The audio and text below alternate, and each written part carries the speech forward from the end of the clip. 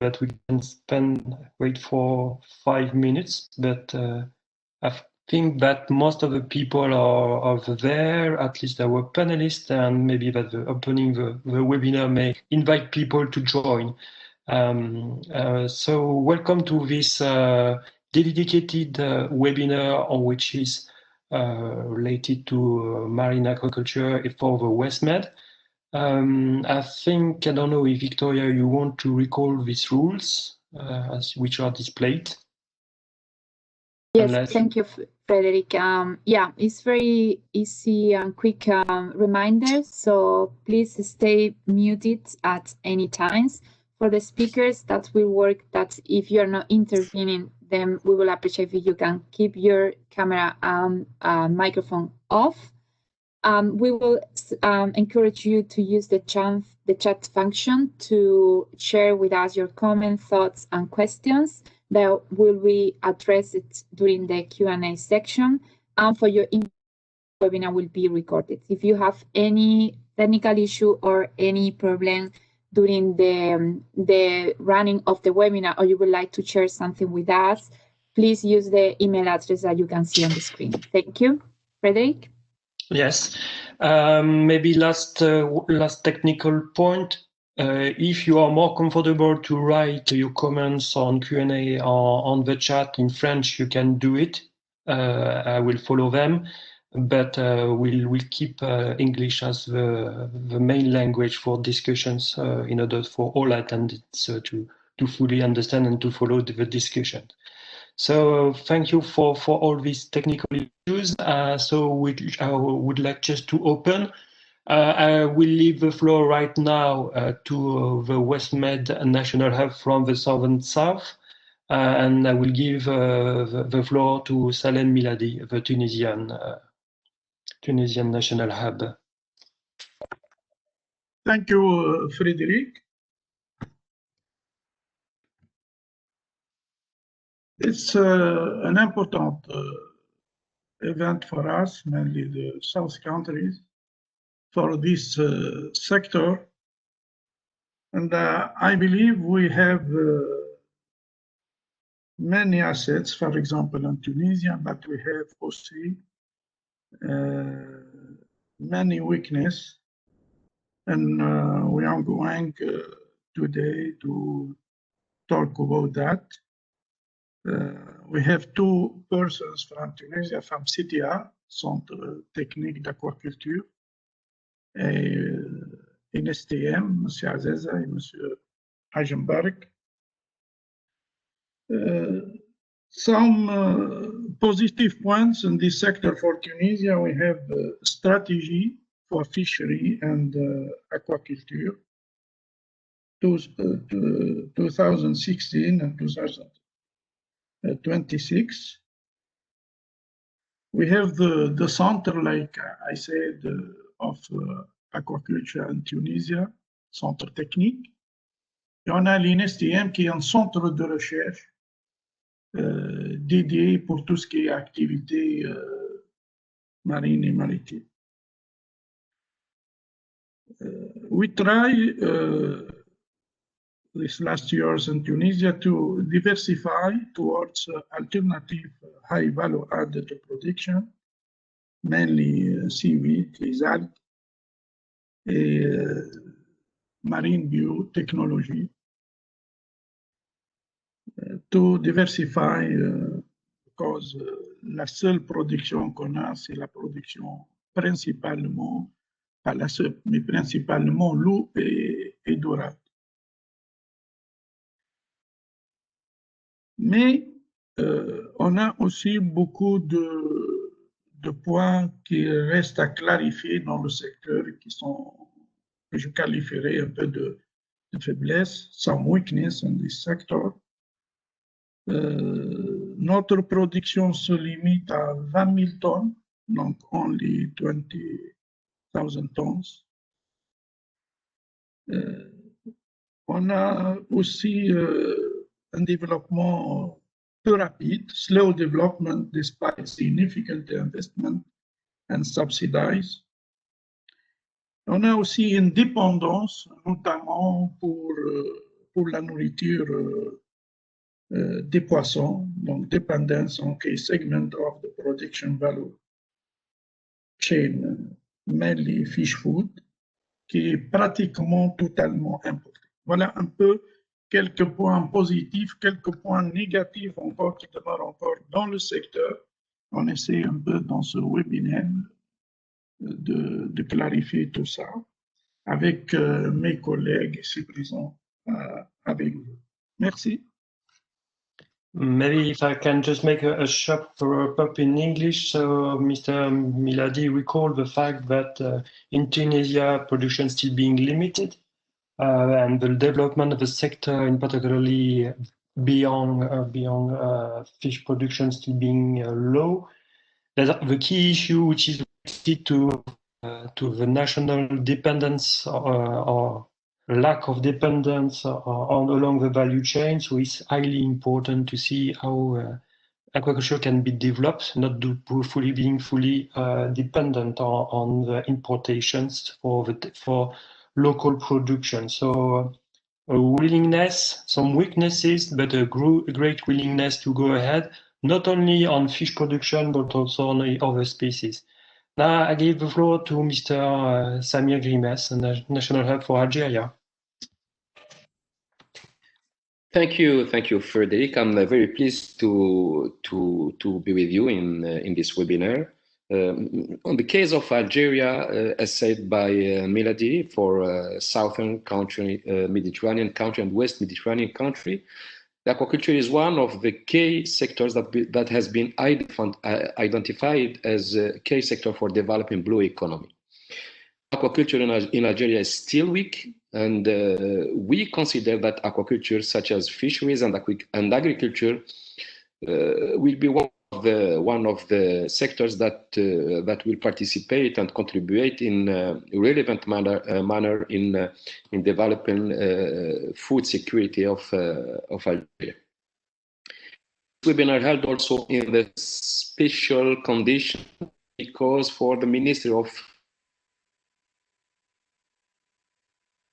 Action, they are reorganizing, let's say, the activity with a big ambition. The production is still weak, with close to 5,000 tons per year, but the projections of the sector and the ambition of the sector is to multiply this quantity in a relevant manner. The other points that I would like to highlight is that one of the weaknesses of the aquaculture sector and development of aquaculture sector of the scientific basis. And I hope that today we will discuss also about technology, because maybe we need to understand and to develop partnership with the northern countries in order to improve the technologies in aquaculture, but in a sustainable manner, because one of the objectives also is to develop a sustainable aquaculture regarding the preservation of biodiversity and more generally in the coastal environment. So it means that the level of partnership is still weak now, and let's say that this activity is not organized as a fishery, for example, with the network of fishermen, network of administration. So the aquaculture or the person who are involved in this activity are not organized in this kind of cluster or network. So maybe we will discuss about this point in order to understand how the northern country that have an history more long than us in aquaculture have organized this let's say collaborative and collective organization in order to improve the chain value of aquaculture.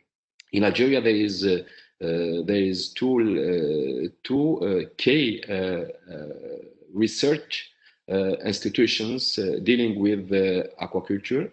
I may highlight the role of CNRDP, the National Center of Development of Fisheries and Aquaculture, is depending from the Ministry of Agriculture.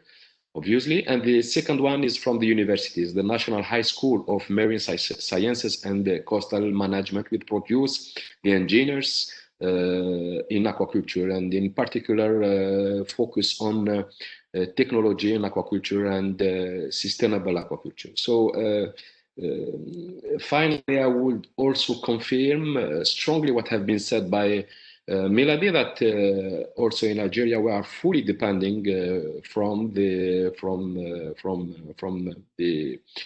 importation of food, fish, and food in aquaculture generally. And one of the other weaknesses, and this is my last point, is the system of let's say observation and monitoring in an integrated manner of the activities, and one of the key opportunities identified is how to link aquaculture with SMEs and agriculture. This could be one of the points that we will discuss today. Thank you very much. Thank you, Samir, for this introduction for Algeria. I think that all these points will be discussed in the second part of this webinar, and particularly with feedback from national representatives from the South regarding opportunities to tackle, as you said, the weaknesses. I give the floor now to Madouli for Morocco. If you can make it short, please. Yes. Thank you very much, Frederic. Hi, everybody. So for Morocco, first, I think that aquaculture is one of the key activities in our WestMED initiative. Is identified by all stakeholders participating in our initiative, because for different reasons. First, we have a very important strategy, and we are in our first steps to produce for the production, because we prepared for the 10 between 2012 and right now all the management plan, because we couldn't have a good manner to manage aquaculture without management plan. So Morocco have now management plan for all the 3,500 kilometers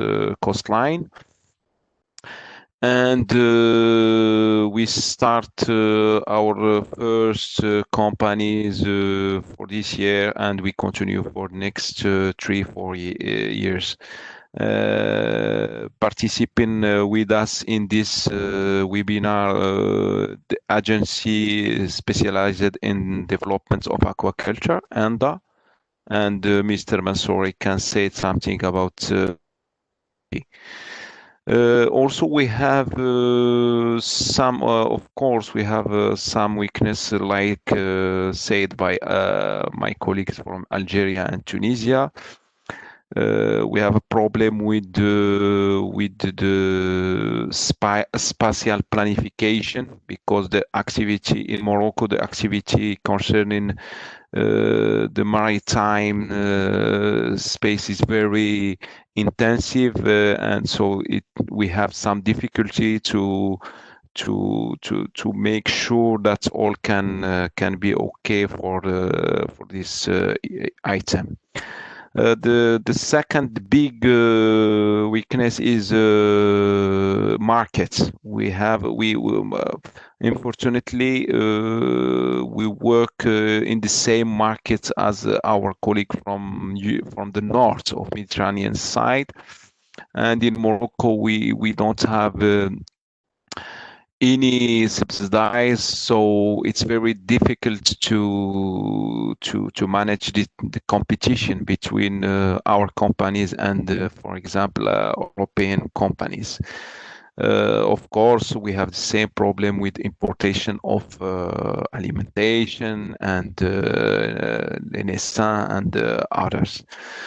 So we think that this initiative, and after discussion with our stakeholders present today, donc also we have the representative of the Association of Aquaculture with us, private sector, Mr. Shadley.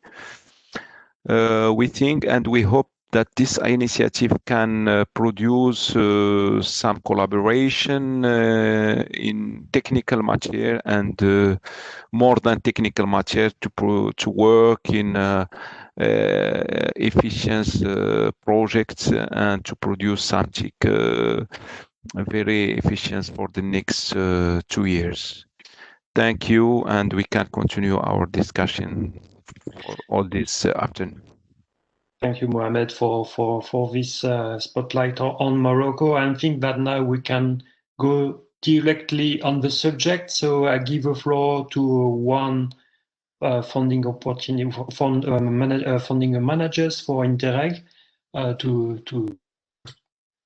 speak about what is done regarding aquaculture by Interreg. And then after, we will give the floor to Céline Dubreuil for Plan Bleu. Maria, the floor is yours. Thank you. Good afternoon, everybody. Thank you for inviting me to this webinar on sustainable aquaculture for the Mediterranean. It's really a pleasure to participate at this event and take profit of the links that could be created for cooperation and transfer between the different Mediterranean countries. So my name is Maria Grueva, and I am a project officer at the Joint Secretariat of the Interreg program, and I am responsible for the development of the innovation axis related to blue growth.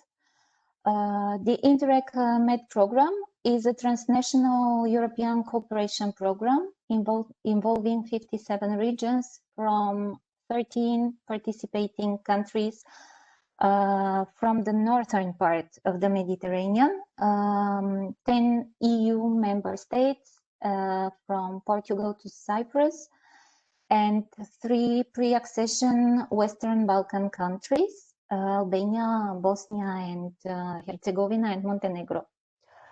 So within our program, we have 8 thematic communities of projects that animate all the running projects within Interreg, and Blue Growth is one of these thematic communities.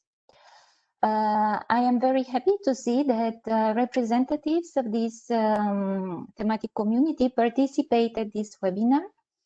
And this is a proof that there is the readiness and as well the willingness from the side of the projects and the partners to establish and confirm further synergies in the Mediterranean area as a whole. This is really something that is important for us. And sustainable aquaculture is among the topics that are tackled in this thematic community of Blue Growth. Mainly dealing with connecting this aquaculture to sustainable practices and circular economy. So circular economy practices are important to be part of all blue economy sectors. And all these sectors are very much interconnected in between them. The work for the program as well for the future is turned into this direction of ensuring climate resilience and combating climate changes through these sustainable practices. And is exploiting as well the innovation as means of and potential for more circular and resilient Mediterranean area. So involving stakeholders from the whole area and reaching out to southern Mediterranean countries is among the priorities of our program. The first step was the involvement and commitment of associations and network organizations that had inside them and that have inside them Southern Med members. And like this, the projects could deliver their results and transfer them naturally to the members of these organizations.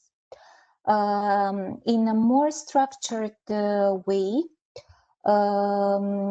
work has been done for our program on program level, mainly like engaging in capitalization and communication strategy and launching of a coordination mechanism between projects and stakeholders, as well as initiatives like the BlueMed and WestMED.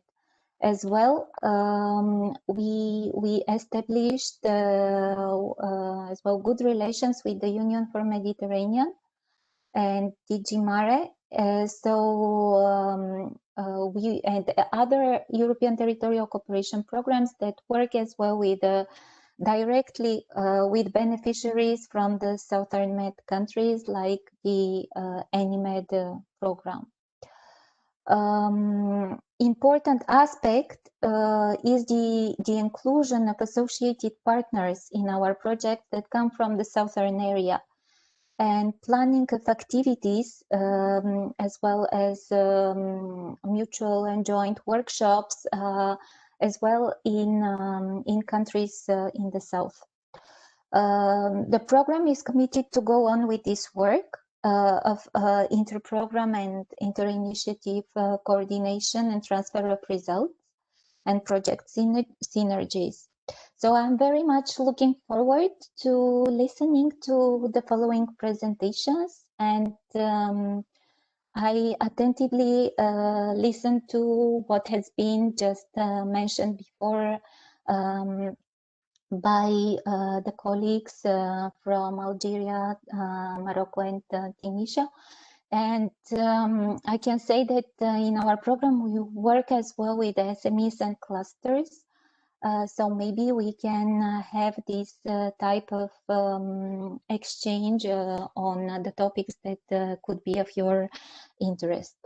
I'm sorry that I will not be able to attend until the end this webinar, but I will take the most of it, and I'm available for any future contacts. Thank you. Thank you very much for this presentation of InterregMed and its action, as you said, Maria, on what you are doing to support in close liaison with all the policy organization within Med, and particularly for WestMed, regarding what you're funding importantly, and the way that you want to bridge with the southern part of the Med, even though it could be improved. I leave now the floor to Céline Dubreuil from Plan Bleu, who will speak about UNEP-MAP, Plan Bleu actions related to aquaculture, and how we can maybe link in a better way what we do with WestMed and UNEP-MAP. Thank you, Frédéric. First of all, I would like to thank the organizers from WestMed Mechanism Assistance for inviting me today. In the Mediterranean, aquaculture is an active and growing sector, which plays a major role in achieving food security, employment, and economic development. It holds great potential for many coastal countries and communities in the Med region. And we see that it has developed at a fast rate since the 90s, with an average growth rate of 5% per year. However, this rapid growth poses challenges for the overall sustainability of the sector in the long term. And sustainable aquaculture means ensuring not only that the industry is economically and environmentally sustainable, but also that farms operate in a socially and culturally responsible manner. And to strengthen sustainability of the sector, different initiatives have been launched in the framework of the Barcelona Convention. Plan Bleu organized 1 month ago in partnership with 2 Interreg-MED projects, Blue Growth and Mediterranean Biodiversity Protection Communities, a series of 2 webinars to identify innovations able to effectively address the aquaculture sustainability challenges in terms of governance, economic, social and environmental aspects, and as well as the necessary conditions for their transfer and replicability. And as a follow-up of this webinar, a working group is being established to draft in close partnership with WestMED a roadmap for sustainability transition in Mediterranean aquaculture. So please, if you are interested in joining this working group to draft the roadmap, don't hesitate to come back to me. And other current initiatives include the development of a regional plan of aquaculture management approved by contracting parties during COP21. In preparation, MEDPOL, another regional activity center from UNEPMAP, is currently undertaking an assessment of the impact of aquaculture on the marine environment. Another initiative is conducted by SCP RAC in the framework of SwitchMed 2 program, and they will work on the integration of circular economy principles in blue economy sectors, including aquaculture.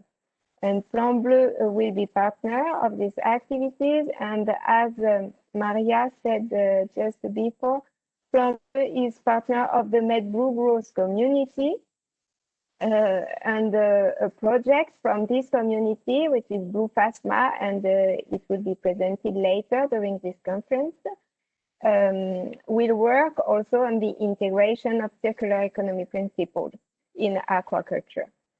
So as you see, there are several ongoing initiatives, but also synergies created. I think it's important to say that it's not just parallel initiative or projects. Some partners, some common partners are here also to strengthen the links and the synergies between all these initiatives. And it indicates the strong interest from MED countries in this topic. Therefore, I'm very much looking forward to our debates and discussion on this important topic. Thank you. Thank you very much, Céline, for these good works. I think that, as you said, it's important to link what is done within the Barcelona Convention and its various regional action center. And it's all the more interesting and relevant for us within WestMED initiatives to link our actions within also this. So I think that you can be sure that WestMED Initiative Assistance Mechanism will be involved in the work proposed for your work plan in order to develop synergies. I think that we are in a good way. Now we have finished for this first part of the webinar, which is introductions. We go now in techniques. The second part, which is built on the way we will learn from the existing project and taking the advantage of the presentations of the projects which were funded, most of them, all of them by EU, unless I'm mistaken, on various part of the sectors related to aquaculture. And now I will give the floor to Alessio Bonaldo to speak about New Tech Aqua. And then we will have Alessia Massa, who will speak about Bitos. And so these first 2 projects will present the way we can imagine diversification of products and how we can develop new technologies. I think that it will already interest Interreg-MED, as said, regarding innovation. Alessio, the floor is yours. Hear me well? Can you hear me well? Yes, we hear you and we see you well, so we are okay. Very good, very good. Good afternoon, everybody, and thanks for inviting me at this initiative. I also glad to participate to WestMED events, and we are really interested in collaborating with these countries and people, institutes, and companies this area of the Mediterranean. My name is Alessio Bonaldo from the University of Bologna. I'm currently coordinator of a EU project, an Horizon 2020 project called New Tech Aqua, which started at the beginning of this year. The project will last 4 years. And I would say that it's a project Mediterranean oriented because many activities in the project that we will carry out and disseminate in the future are about bass and bream and new species produced in the Mediterranean area. We have 35 partners. Half of them are companies, private companies, and almost half of them are research institutes. That we have also some companies for dissemination and communication. It's a 6 million euros project, and we last 4 years. This project has been developed talking a lot with the companies, trying to understand from them the needs and the problems, and also the vision that private companies, private farms, and feed companies have in respect to Mediterranean aquaculture and also, of course, salmon production. And I would say that this project is solution providing oriented, because with companies we found some bottlenecks, some problems, some technological limits that could in some way make problems to increase the aquaculture production or feed production or feed utilization.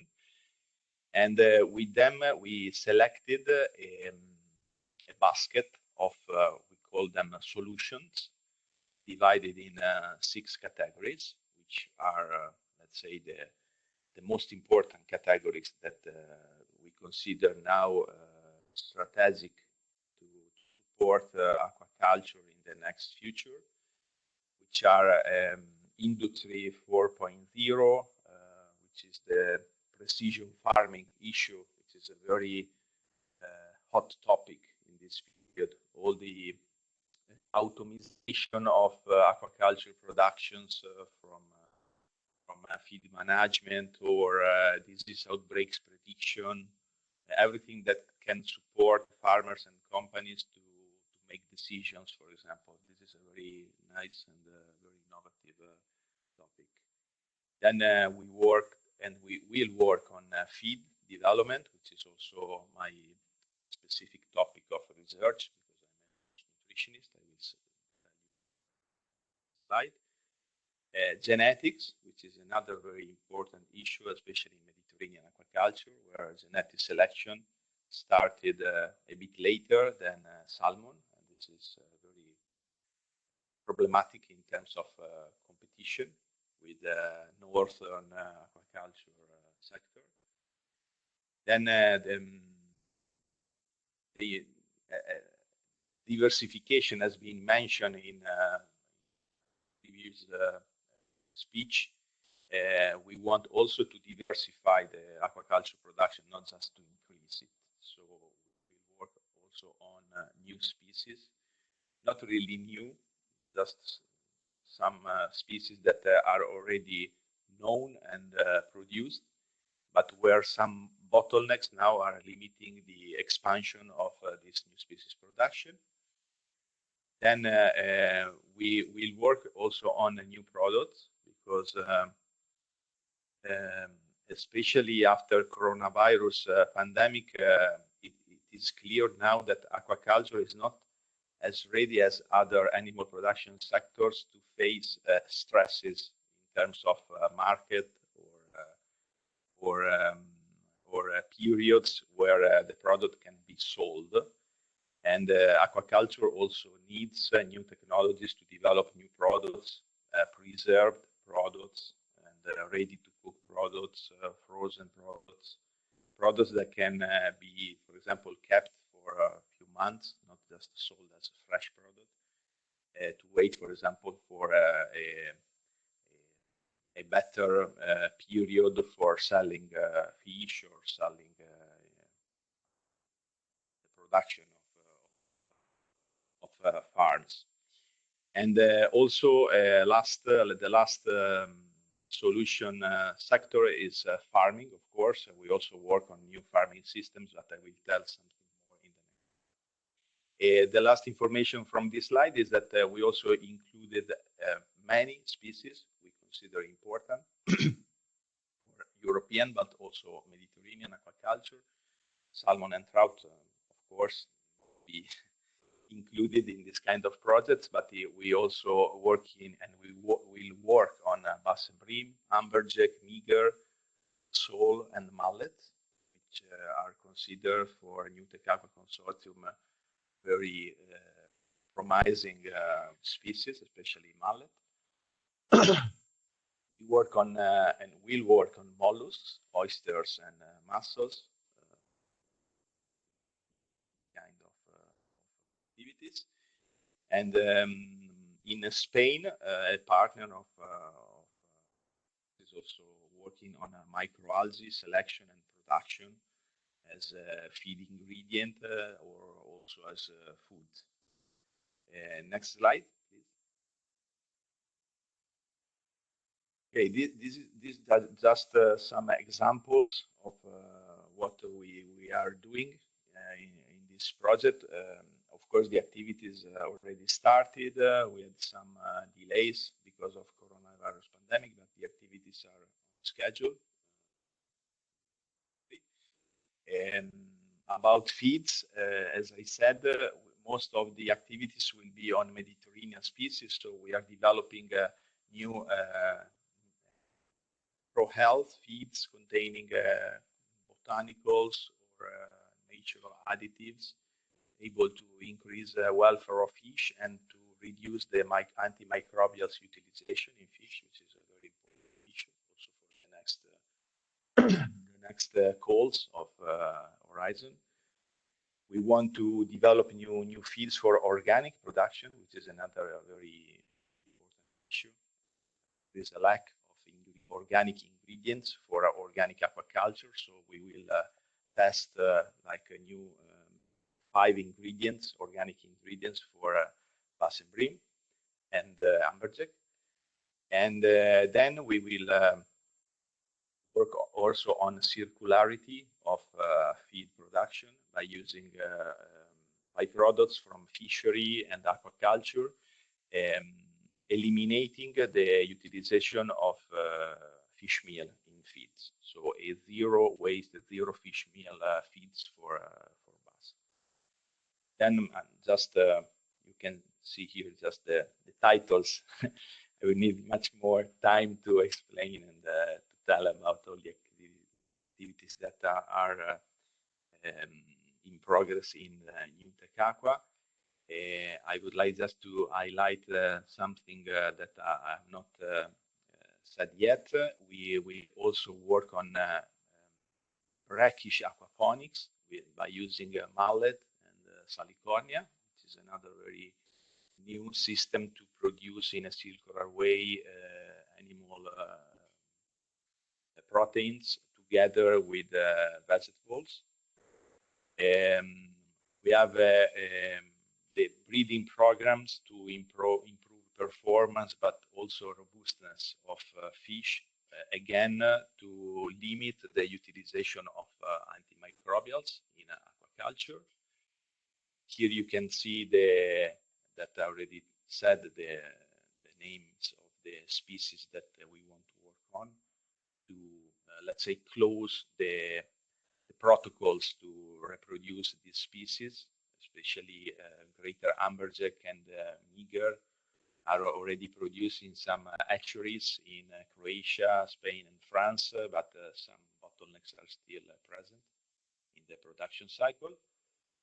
And yeah, as already said, we want to also valorize the seafood byproducts, because in aquaculture there is a very huge amount of byproducts that are not used, which already food grade, to be transformed in very good products, as they are normally doing in other animal production value chains, by using meats from fish after filleting, for example, or using bones or heads or skin. Also, it's possible to develop a new product that can be sold, and which can increase the economical profit of farms. Yeah, next slide. Okay, some information about how to share with you and with the other stakeholders the outcomes, the results that we will achieve. We have, of course, a very massive work for disseminating and exploiting our results in the next year. GFSM is a member of our stakeholder. We have also a MED board with some members come from WestMED countries. I could see that Mr. Rashid Anan is here, is a member of our board. And this is one of the tools that we want to use to spread our results with all the Mediterranean countries. And the last but not least, even after coronavirus pandemic, all the education and training courses probably will be made through webinar, so it will be possible to attend many courses on the results and innovations that we are developing in New Aqua. So for sure, through WestMED Initiative, it will be possible to disseminate these initiatives to all of you in case you are interested. And in the very last slide, you can find my email address and also the internet address of the project if you want to look at it. And I'm, of course, available to be contacted in case you need more information, or be put in contact with other scientists of New Aqua in case you want to develop some of the activities I described. Thank you. Thank you very much, Alessio, for this very interesting project. I remember we discussed already about that when we were in Algeria in 2019, before having the pleasure to see that you were awarded. It's true that the UFIS project and UTech Aqua is maybe one of the first projects endorsed by the WestMED Assistance Mechanism for that. So I think it's a good illustration what we can get from benefits from a joint approach between SMEs, as you said, institutions, and also the assistance mechanism, to see in which way we can go ahead and on the WestMED initiatives. I think I will keep the questions or comments after the second presentations. So I give directly the floor to Alexia for Bitos. Thank you. Good afternoon, everybody, and thanks to the WestMED for inviting me as a speaker for today. And my name is Alexia Massagalucci, and Alexia, sorry for interrupt you. Yeah. Sorry, can you put your microphone closer to your mouth, because the volume is very low? Thank you. I hope you can hear me better now. Yeah, it's better. Thank you. Okay, good. So as I was saying, I'm working as a senior scientific consultant at a Maltese company, Aqua Biotech Group, where I also lead the Department of Fisheries Research and Development. So as anticipated before, today I'm going to talk about a project called Bitos, or Bitos, as the Greek name says, that is an Interreg Italia-Malta, and that its main focus develops and implement biotechnologies to promote human health and blue growth. The project BETOS is a collaborative research project that has been developed between 3 Maltese partners, that are the University of Malta, the Ministry of the Environment, together with Aqua Biotech Group, and 3 Italian partners, that are the Comune of Lipari, the Distretto Pescaturismo, and University of Palermo, that is the lead partner. And if we look in the a little bit more in detail. Alexia, it's still Yes. very low, so you have to keep it like really close to your mouth, so then we can hear you. Thank you. Okay. Any better like this? Yeah, that's perfect. Thank you. Okay. And as I said, if we were looking at the general aims of the project focuses on the integration between the research and business sector, so that the project results can be then uptaken and brought to the market, so that this can contribute to generate jobs and business opportunities. Also very important to the project as a main core is the promotion of sustainable management of natural or marine resources, and obtaining at the end a cleaner production in the fishing industry and food services, trying to minimize the environmental impacts of waste production. And this brings us to the specific aims of the project that are looking at the creation of joint space between Sicily and Malta, where experts in biotechnology and business can come together with local enterprise, as I said, in order to develop further jobs and business opportunities. Also, it's important to the project as one of the main deliverables to develop biotechnology, new biotechnologies and standard procedures in order to obtain valuable products out of fish waste, like, for example, marine collagen, omega-3 and 6 fatty acids, and so on. And ultimately, this has the aim to minimize the quantity of fish waste that has been produced through the aquaculture and fisheries industry in order to achieve zero waste. Next slide, please. Now, in terms of the many, the marine resources that the project is focusing on, after some research, we decided to focus mostly on the processed waste of the anchovies industry and the aquaculture, tuna farming, and also mixed fish scraps as a main waste resources. And out of these resources, we have been trying to develop throughout the whole project new biotechnologies and new protocols to extract valuable fish meal and fish oils together with marine collagen. Now, if we look at fish meal and fish oil, both types of products are extremely valuable because they are the base resources that are used to produce feed to raise livestock, both in the aquaculture and the agricultural industries. Whereas marine collagen is highly valuable because it can be used and introduced in cosmetic, pharmaceutical, and nutraceutical products. And can I have the next slide, please? Now, these products, let's say, that are very, very valuable, and the replicability potential is quite high, because if we move to look at the whole chain of production in terms of fish global production, let's say that the fish produced each year can be either obtained through wild capture, aquaculture, and aquaponics. And then throughout the whole value chain, most of it, good 1/3 of it is going to go through basically loss or go and be produced into waste. And these 35%, instead of going to be used or anything can be, let's say, obtained out of this waste, actually is going to be thrown out. And this is a real pity, because actually can be valorized and obtain new different products. Next slide, please.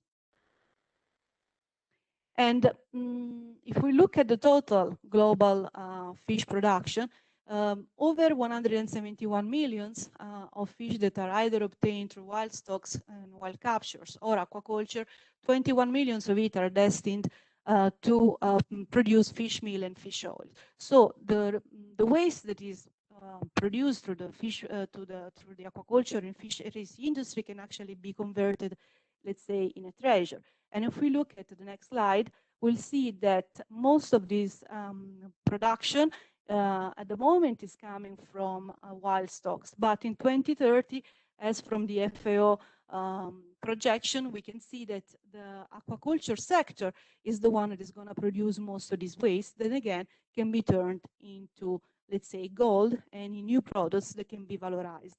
All in all these processes and new biotechnologies and protocols have the aim to obtain a zero waste type of approach, but also contribute and develop any further the circular economy and support the blue growth.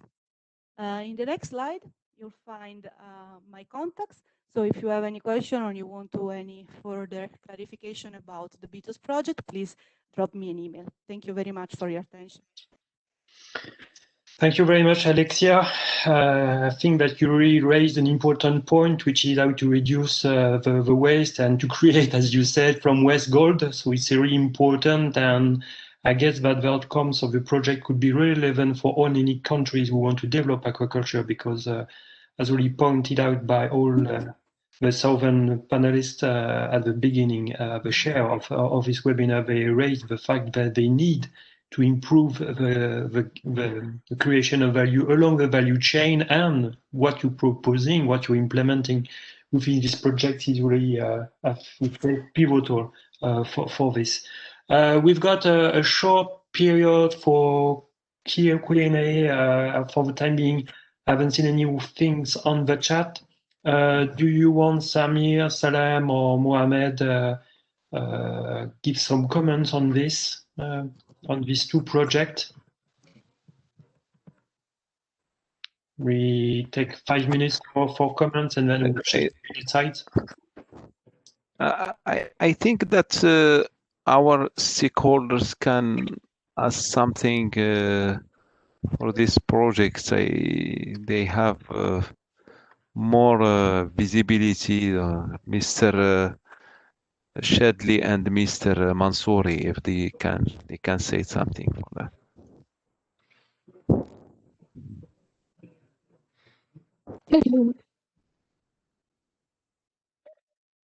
So for the ones who want to raise their, I don't know how we can shift from attendees to people having the voice. Okay, if I can say some words.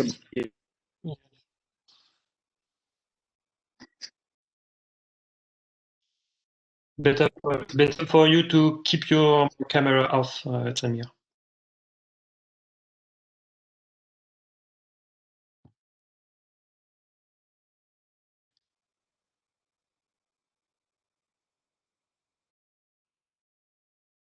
We have lost, limitation of bandwidth. I don't know if Mohamed, you want to take the floor, or Salem.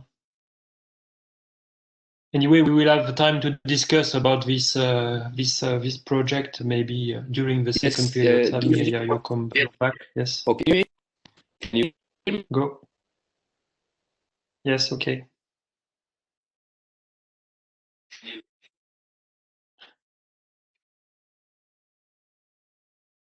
We heard you. Frederic, if I suggest, I think he's having some internet issues. So if we are not giving the floor to another stakeholder, maybe we can keep going. And we will see if his connection is better just after. So yes. So if so, we propose to, as I don't see any comments on the chat or request for questions, even though if you have any questions later, we can answer them later. So we will shift to small-scale production, circularity and safety. And then I will give the floor to Michaele to present us Aqua Food Living Lab. Michaele, floor is yours. Yes, thank you very much, and thank you first of all for the invitation. For us, it's very important to attend this type of exchange as we are trying to let's say to use all the opportunity to implement projects that, in our opinion, are strategic for all the Mediterranean region. specifically, well, first of all, let me introduce myself. I'm Michele De Colavito. I'm the project manager of Assoittica, which is the Italian National Association of the Fish Companies. In this case, for today, I will introduce a project that we submitted in the framework of a grant proposed by the Union for the Mediterranean, specifically devoted on employment promotion, which is, let's say, sort of first and concrete response to the crisis related to the COVID-19 pandemic. Trying to use this opportunity of the UFM together with the National Institute des Sciences et Technologies de la Mer of Tunisia, we establish a partnership with other Mediterranean countries, specifically Egypt and Morocco, for the, let's say, the preparation and so the submission of this transport and living lab for small-scale sustainable and innovative aquatic food. What is important for us is not just to consider this project as a project itself, but just to consider it a sort of process, because apart from the opportunity, the funding opportunity represented by the UFM grant scheme, we would like to, let's say, to start a process that is specifically focused on the establishment of a network in the Mediterranean region, specifically devoted to the small-scale, sustainable, innovative aquatic food. What we, let's say, the key word of the project that we submitted in the framework of the UFM grant scheme is our aquaculture development and living lab. As I said, we established a partnership together with the Italian National Agency for Sustainable Economic Development, and for two institutions in Egypt and Morocco that are the Central Laboratory for Aquaculture Research in Egypt, in the Aquaculture National Development Agency in Morocco. We identified two specific objectives for this project that are specifically devoted to the identified target groups that are mainly the young graduates in those countries, but also the policy making process, and so the policymakers in these countries, because by one side we would like to empower technical skills of the young graduates in order to facilitate their access into the labor market, and to do so, to achieve this objective, we would like to establish living labs. So we have at the center of our activities the local communities, which is very important in our opinion in order to, let's say, to start a development process and also a sort of regeneration after the crisis. And on the other side, we would like also to improve the capacity building of policymakers, considering all the governance levels, so national and local level, through specific actions for the strengthening of the availability of information, and specifically to support research and innovation initiatives. In fact, we will also involve research centers in Italy just to exchange experience, to exchange tools, and to exchange information in order to have information and to update them. In general, as you can see from my presentation, we would like to improve the employability of young graduates and to strengthen the institutional capacity to implement a sustainable aquatic food system. Indeed, we have an horizon larger than a specific project life cycle, I mean, because we would like to identify not only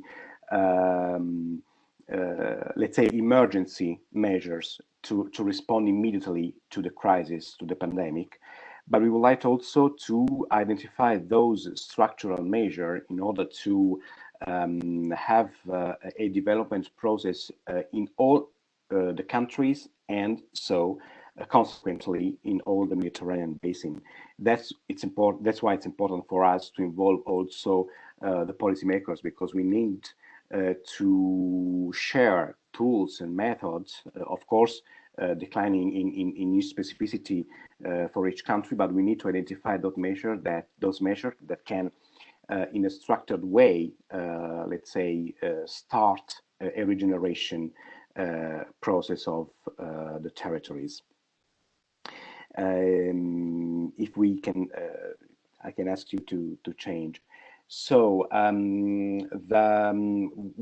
before the submission of this project, and in general, while we had our exchange to define the objective and let's say the main purpose of this project, and in general of the network that we would like to establish, we understood that there is something in common among the two shores of the Mediterranean, which is mainly the fragility of food production systems, because they are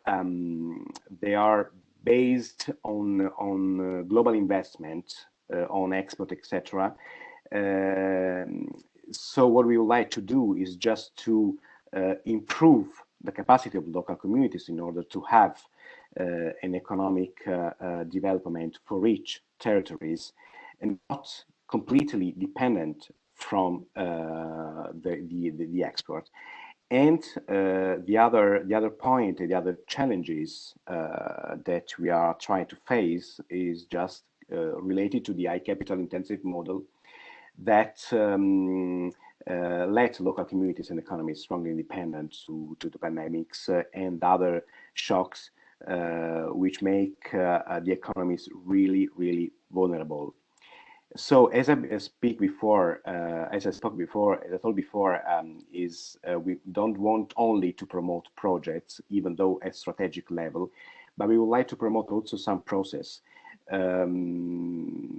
I really appreciate my colleague previously, specifically the representative of the JS of the InterRedMed program, because in view of the starting date of next programming period, and so in view of the definition of the cooperation programs for the Mediterranean, not only the transnational one, but also the cross-border one, we need to improve the capacity of all the stakeholders and all the players involved in the implementation of these programs to identify process that can, in a structured way, improve the economy of each countries. So, considering, can we change the presentation? Thank you. So, the main reason at the basis of this partnership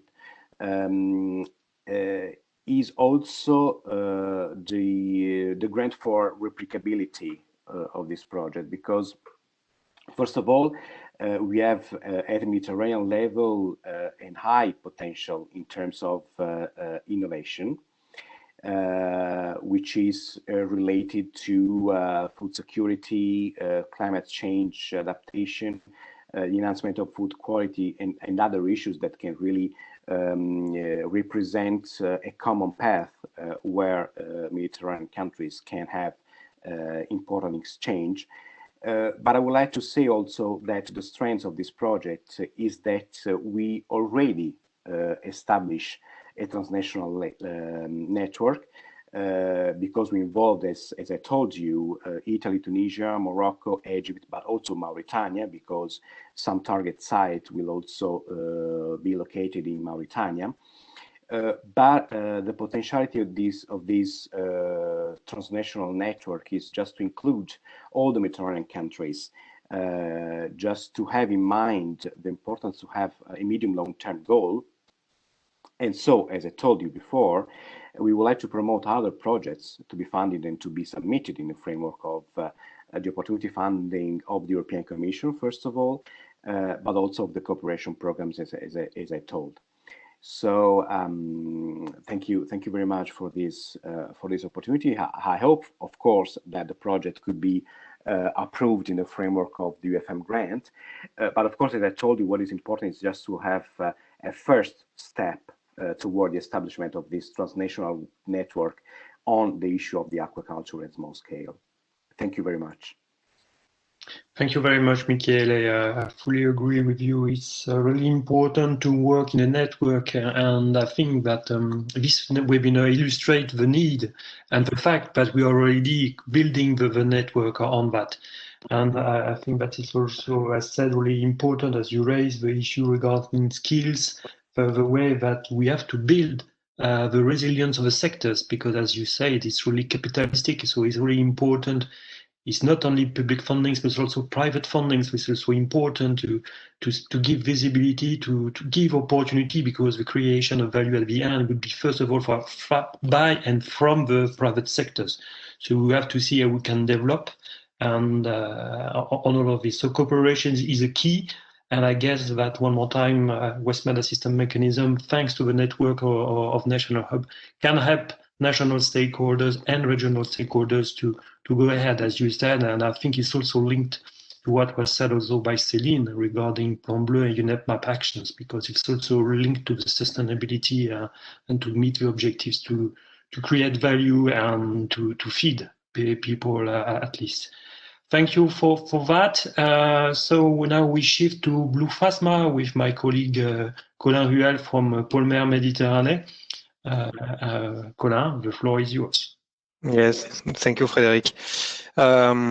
So I will present you a project in which we are a partner. The name is Blue Phasma, and it's a project co-financed by the Interreg Mediterranean project and followed by Maria. It is also analyzed by Céline with the transversal project, so I feel a bit of pressure. Next slide, please. It's a project that I started a bit more than 1 year ago, and the main aim is the promotion of circular economy toward fisheries and aquaculture sectors.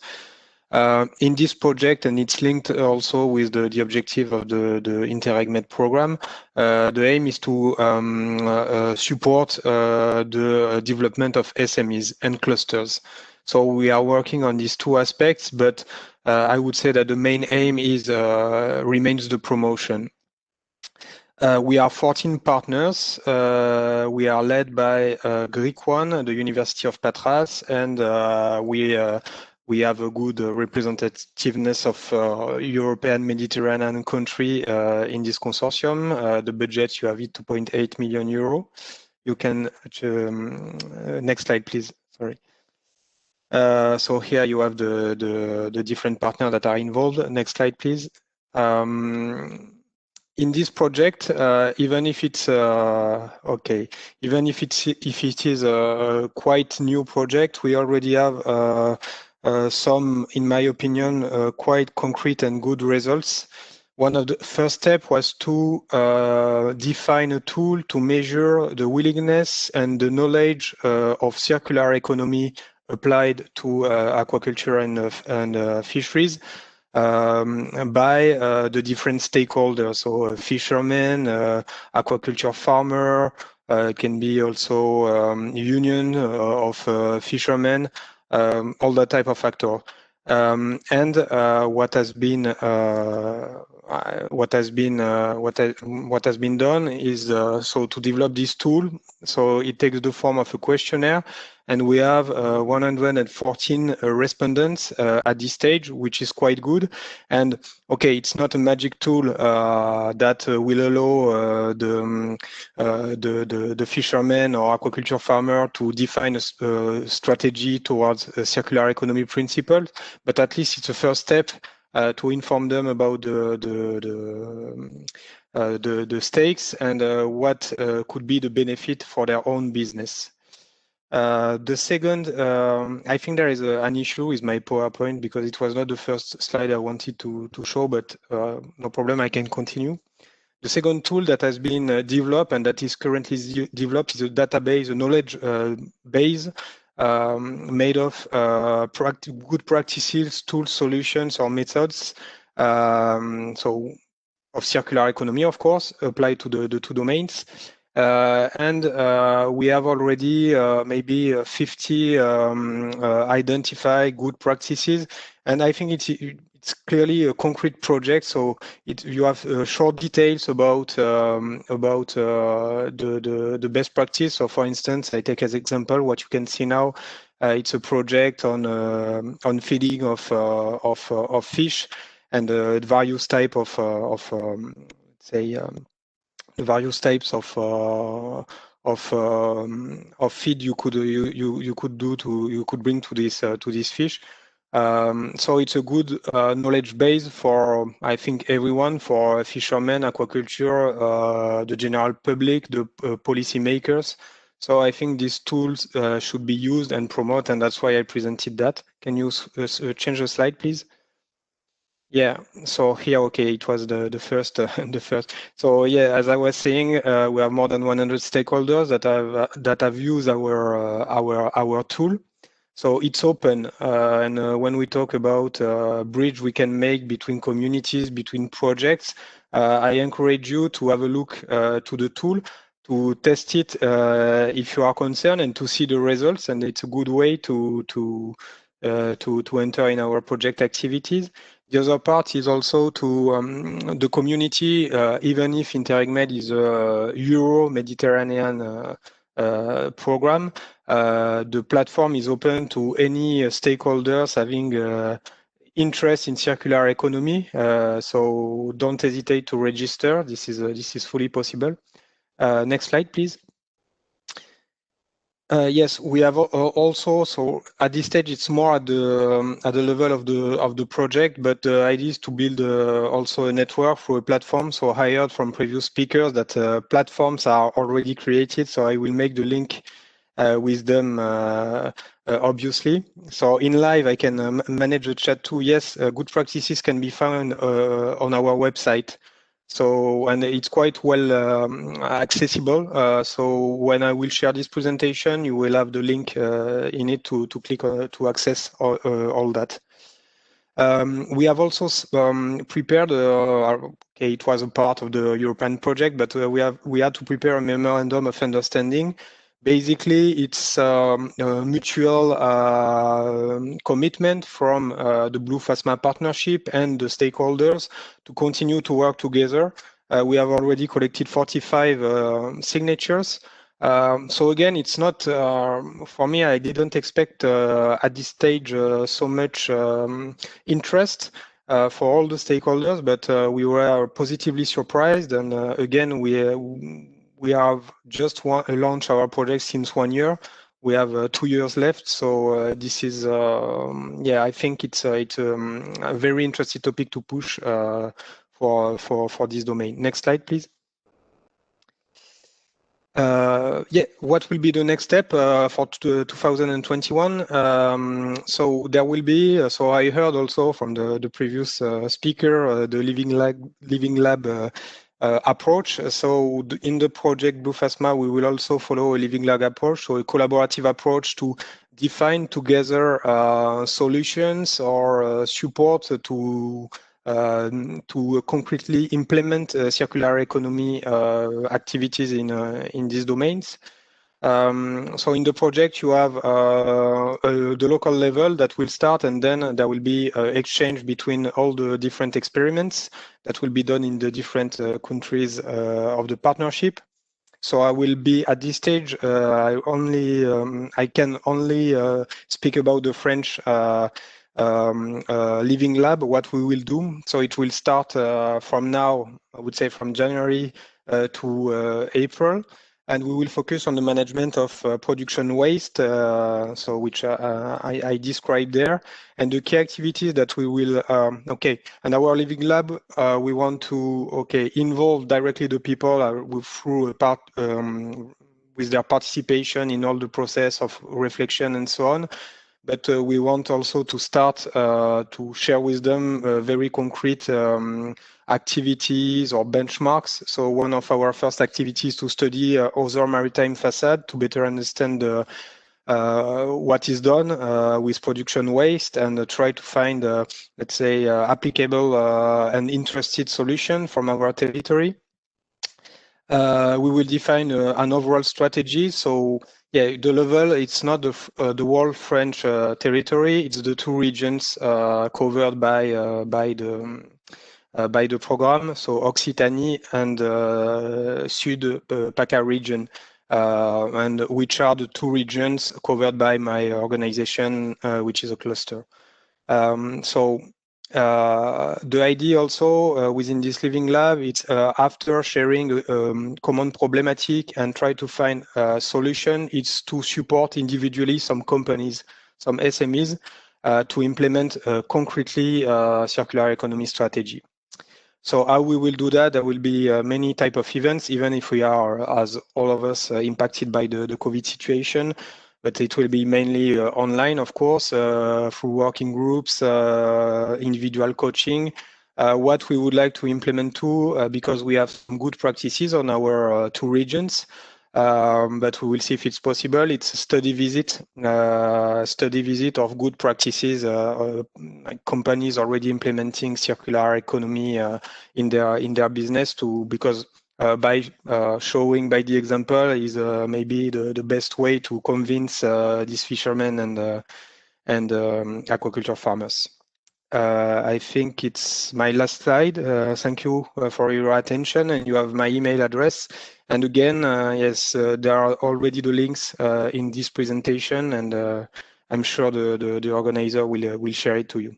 So thank you. Yes, thank you very much, Colin, for this presentation, which illustrates one more time the way going to develop circular economy for all these sectors and to how we can transmit and involve the SMEs in this sector. So I think that unless I'm wrong, all representations of this webinar will be, unless I have something telling me the contrary, all this presentation will be available on WestMED Assistance Mechanism website, where you will be able to get them and also to get the contact. Anyway, if you have any questions related to this, I think that your respective national hubs will stay available to keep the liaisons. It's not just one webinar; it's the continuation of the actions that we already started 2 years ago in Palermo, and we have to go ahead with this topic, which is considered as a key topic for development for WestMED, in particular for knowledge transfer and best practice from the north to the south. I don't know if there's any questions or remark from our southern panelists. I don't know if Samir, you are back. I don't see you. Yes. Yes. So if you have any questions, remark. Do you hear me now? Now than before. Okay, thank you. So thank you, Colin, for this presentation. I would like just to ask you, with this work done with aquaculture farmer, in order to integrate and to consider orientation of circular economy, or in order to develop action in links with circular economy. My question is, do this farmer act under the legal basis, or it's voluntary? This is the first question. And the second one, do you have any feedback from this, let's say, from these efforts to inform them and to sensitive that to act with the circular economy? So do you observe any added value, any something change in their way to deal with their aquaculture considering circular economy? Thank you. Okay. So to answer to the first question, it's on a voluntary basis. We cannot force them, and it was quite complicated, to be honest, because we have to do that during the COVID. This type of professional are not used to deal with all the marvelous tools we have for webinars and video conferencing. So that has been mostly done by phone, and we have organized some webinars. We have people, but it was a bit challenging. After, for the second question, it's a bit it's too early for me to answer because we were more in the first phase of the project in the promotion aspect. The main conclusions we have from the global analysis of the results of the tools is that there is an interest on that clearly, and there are many challenges like how they can implement that, how does it cost, what can be done. We have already identified some maybe more collective approach than individual because they are small, they have not so much resources, they lack of time. So these are the first trends we have identified. In the second stage, as I was saying, we will select some of them, not too much because we cannot do a lot, but at least for the most mature of them, we will and motivated, we will work with them to concretely implement something, not a whole process of circular economy, but at least some improvements in their business. I hope I answered your question. Yeah, you're welcome. Thank you very much. Thank you. Yes, just to maybe as Makonnen said, it's just on voluntary basis that people are engaged and regarding their readiness and availability to go ahead on such development. And that's why it's all the more interesting if we have to think about knowledge transfer or replicability of such practice in the South. You don't need to, in a way, to have a legal frame to do this. It's just a way to consider how they can use the tools which are provided. So it's good to keep in mind for any replication in southern countries. Yeah, and within, if I can add something, within the partnership, there are many discussions about the tools we are developing, the language we are using. Is it adapted or not? And we have tried to be very concrete and pragmatic because of this of our target group. So yeah, and I think that was important. But at the end, and again, the interest is there. That's clear. Afterwards, the challenge is to will we have the capacity to, and will they have the capacity to implement concrete action? It's another story. But I think this work of promotion is mandatory. It's a first important step, and they needed that. From our experience. Yeah, I think as all the projects which were presented, the key issue is transfer from, as you said, from SMEs to the market and to get them on board, so to get involve all stakeholders. So it's really important. Any other questions, remark from other panelists attending before shifting to the next slot of presentations? I don't know if if Maria, you have any comment, I know that you are not, don't know how long you want to stay. Several projects were presented from InterRegMed, but no, for the moment, no. I am ready to listen to other projects so that I can. No, it was not an obligation, just to know if you had, because I understood that you will not stay until the end, so it's okay. Yeah, okay. But maybe I will come back. So okay. Okay, well taken. Anyway, if you have any questions from anyone, or do not hesitate to use the chat to ask it on the chat to relay the information and then to raise the point. Unless Mohamed, you want to say something for Morocco or Salem, if not, I would suggest that we shift to the last slot of presentation of project in order to have it quite short. So the roles of clusters in fostering sustainable innovation in aquaculture, of course, with the first project, which is Aqua Plus from Yolanda Morales, Cluster Maritime Manager from Spain. Angela, No, it's a note. It's Angela, not not Yolanda. I am mistaken by the agenda for this use. Hi, good evening. My name is Angela de Benedicti. Please, I'm sorry, in the name of Yolanda Molares, is Cluster Manager of Aquaculture, and I am colleagues of them. I am representing today Cluster Aquaculture, so please, thank you very much for this opportunity in the name of the cluster.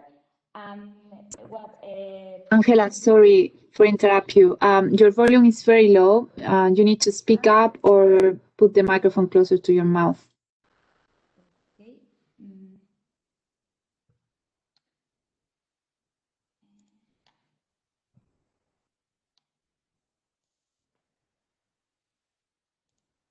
Okay.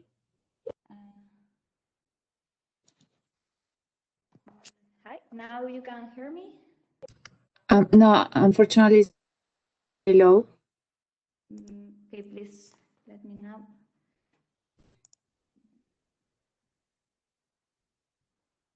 If you have headphones, maybe you can switch to headphones so we can use the microphones that are integrated headphones.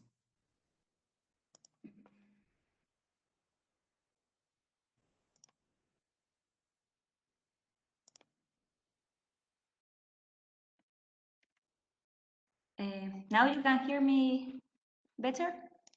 Yeah, it's much better. Thank you, Angela. Okay. Okay, thank you. Well, well, as I say, but can you hear me the previous part, or do you need to repeat? You can repeat, please. Thank you. Yes, okay. So, well, I was saying that Yolanda Molares isn't able to be here today. She is really the cluster manager of Aquaculture. I am part of the secretariat. I am colleagues of them. I am here today representing the cluster Aquaculture. We would like to talk about our project. Only a little presentation about us. If you, I don't know if you, all of you know Cluster Aquaculture. We are a Spanish cluster representing the value chain of the aquaculture sector. Not only production, we would like to make a strong project to promote all the different professional activities of the value chain, like welfare, animal welfare, I mean, infrastructures, other service, auxiliary service, equipments. So our project is to promote all the sector at a national, but very important international level. So our focus is the competitiveness and sustainability of the sector, and we work on this line. We particular today, we would like to talk about our project Aqua, because we consider one of the important area that is to work on the sector. Aqua is a national project that is funded by the Ministry of Ecological the Biodiversity Foundation. It's focusing on training and professionalization of the sector, because we consider that it's necessary to work on the challenges and necessities of the sector from the training. I mean, today the training programs are good, but it's known that are needed to improve. This project focus precisely in this issue.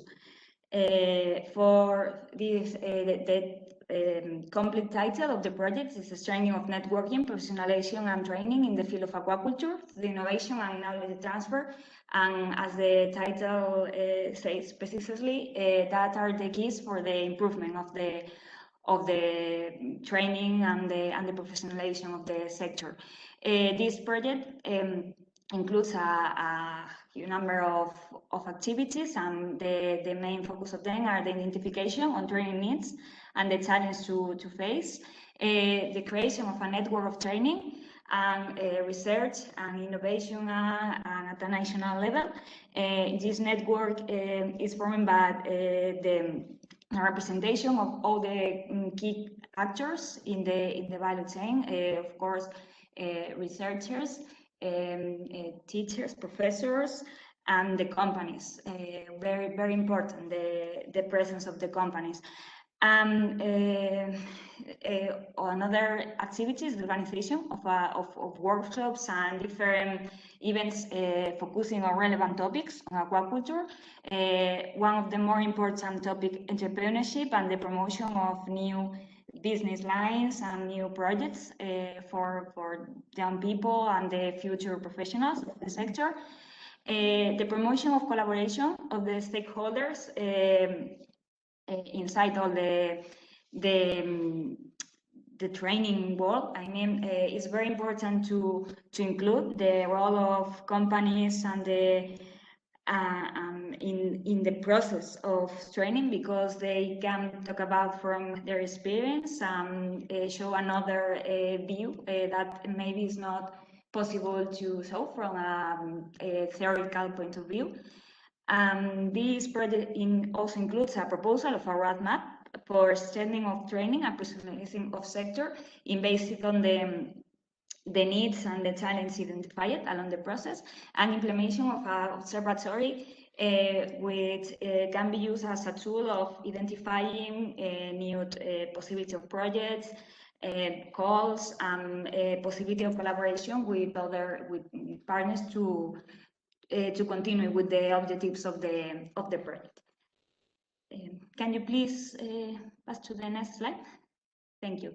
So from our experience of cluster, I mean the other different projects and initiatives that we developed, we identified that the key challenge for the aquaculture sector to achieve a sustainability production along of the process in the value chain, to keep the animal welfare and develop new skills and projects to assure the good conditions for the animals, the development of new technologies, sustainability are responsible, and that and also efficient for a good procedures. Stronger value chain, it means the promotion of the cooperation and the reinforcement of the competitiveness of all the activities within the value chain. Security and quality, we think that it's very important to focus on new technologies in the field of traceability, and to assure the quality of the security of all the products and all the procedures inside the value chain. And of course, the reduction of environmental impact and the identification of new techniques which can reduce the waste and the residues, and the good use for this. I am talking about circular economy and other strategies to, at the end, to achieve efficient procedures. We are the challenge that we trying to work on as cluster, but all of them are also a basis from our Red Aqua project. I mean, for all of these areas, it's absolutely necessary a very good training and to make an effort on the capabilities and the attitudes of the professionals of the sector. It's necessary to increase the formations, the programs have include the new achievements in science and in the new results in the projects, and also the transfer of knowledge among all the actors. Is very important to know all the things that are in development and the applicability in all the procedures of the value chain. Please, can you pass to the next slide? Thank you. about the replicability potential. So this project is now is finalizing, but with the objective to continue, and of course in the future at a national level. But of course, we consider that it is absolutely necessary to extrapolate to a Mediterranean level, because we think that the collaboration with other countries can be very positive to improve more and more their expected results and the formation. Of course, the possibility of exchange knowledge among different countries can be very positive for new projects, for the achievement of new results, applicability of techniques in other countries. So I want to show the potential of this project as a way of improve the professionalization of the sector at a Mediterranean level. So we propose to this project with the aim of identification of needs and challenges in training at a Mediterranean level, proposal of an international collaboration network with the representation of reference entities with representation of all the countries. We have very good experience with our national level. The results of all the meetings and the work networking encounters are very, very positive, with new ideas, with new proposal of projects. So with the interconnection of different countries would be more positive, of course.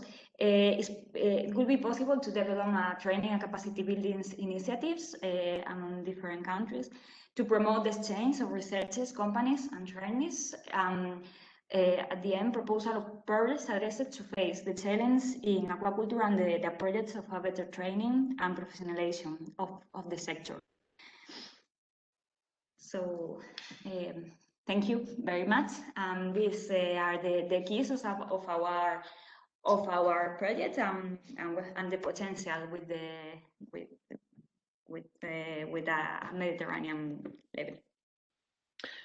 Thank you, Angela, for this presentation. I think that you raised the point of clusters, and we had in the past days dedicated clusters, webinars related to clusters, and the fact that we organize the sectors, even though with targeting aquaculture, is a pivotal and fully understood and ongoing process in the south. I guess that Mohamed, Salem, and Samir can easily confirm, and also Leonardo, our national hub from Italy, can also confirm that it's essential to organize the network of stakeholders, and the fact that we can set up some clusters could be a way to go ahead on this.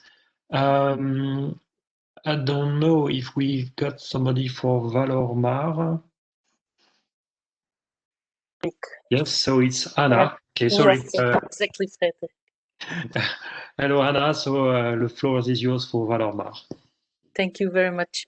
So, and thank you on behalf of the Valormar Consortium for having us at the WestMED webinar, and good day to all participants.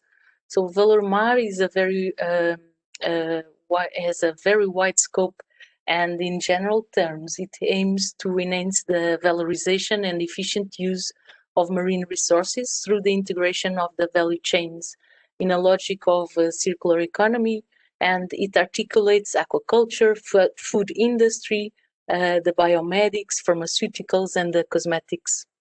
And this project aggregates more than 30 Portuguese entities of both the scientific system and also relevant companies along the value chains. So my name is Ana Nobre. I work at Sparrows, which is one of the project partners. And in the next minute, I will focus on a specific topic of this project that's related with these IT tools to support aquaculture management and feeding optimization. And so I've condensed the information within the 3 slides as per specifications of the organization. So it's impossible to give the full view of the project. So either please go to the project website, which is valormar.pt, or send an email, okay? So thank you for moving the slide. So at the aquaculture work package, we aim to develop flexible and integrated solutions that fit the needs of different aquaculture operations. So in the project, we have 4 companies developing the IT tools and services.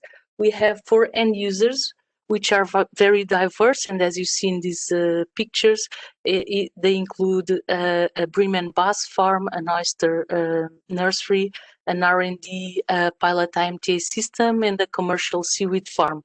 And we are also backed up by 3 academic institutions.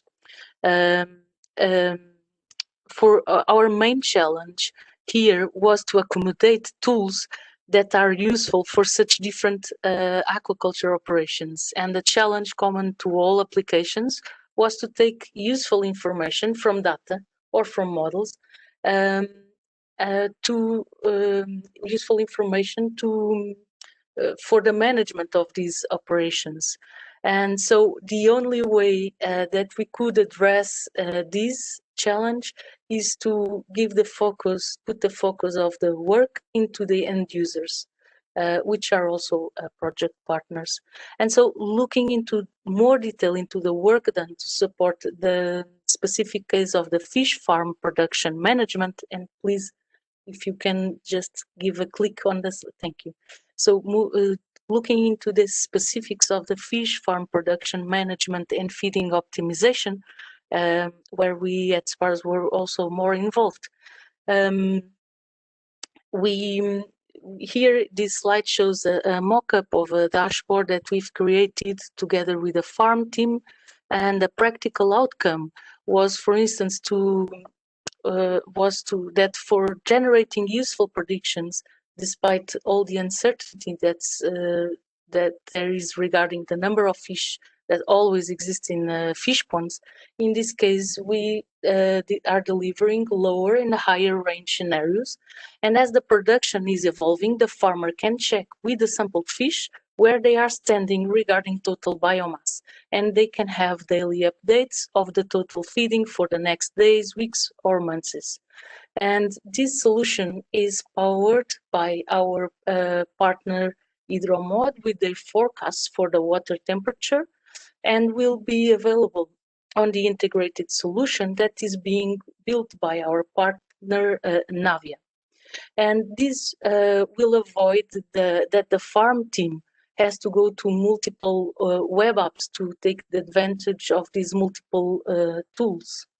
And this is just to give an example of main challenges and lessons learned. Can you please move the slide, please? So regarding the replication of the solution, a key feature that we've adopted is this flexible concept. So to provide what, in order for us to be able to provide what's needed at each farm.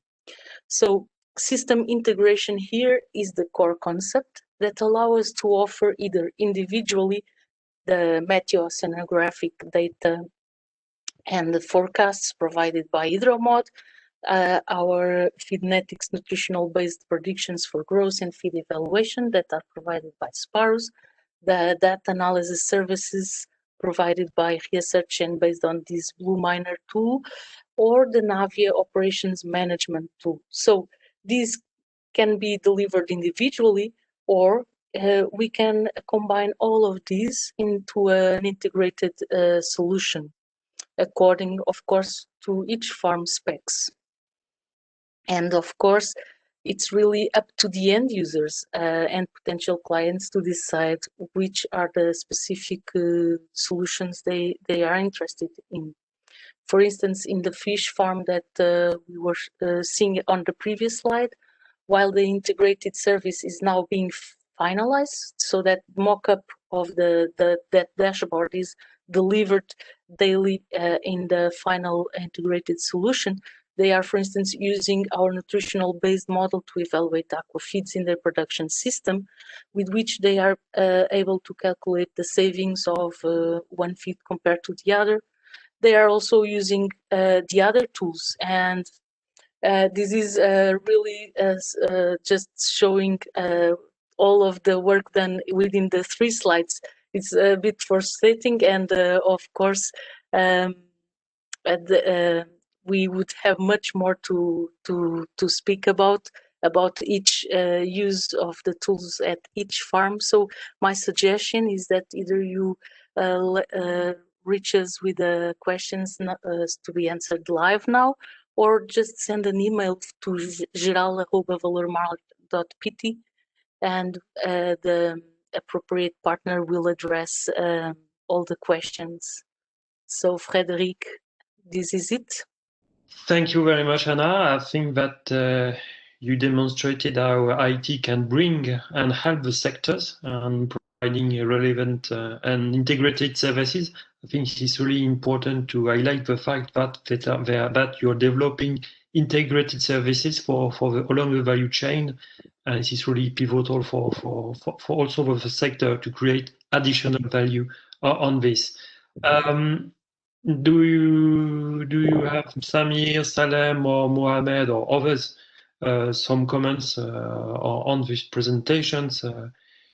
Panelists have the macro open, so we are just at the end of a long series. I hope it was not too long of presentations. If you have any comments, as long as our panelists still being there, it would be good to hear your questions and to answer them.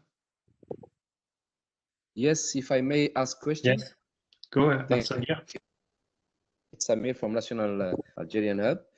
Thank you for this presentation, Anna. It was very interesting. My question is about the model that you use in your project concerning identification of relevant production sites for aquaculture. The model works for new sites. It means that you come in a new area without aquaculture, without any activity, and you run your model in order to identify the relevant area, or it's working for the productive farm which is in production, and then identify your or you make your prediction for the improving the production. Is it working for the new sites or the working sites? Thank you. Thank you, Samir. So I think I understood the question, but I'm a bit confused because I think you are asking about some site selection models, and at this project, neither of these partners. Sorry. At this project, neither of these models were for site selection. So maybe I'm misunderstanding the question, Samir. No, the question is,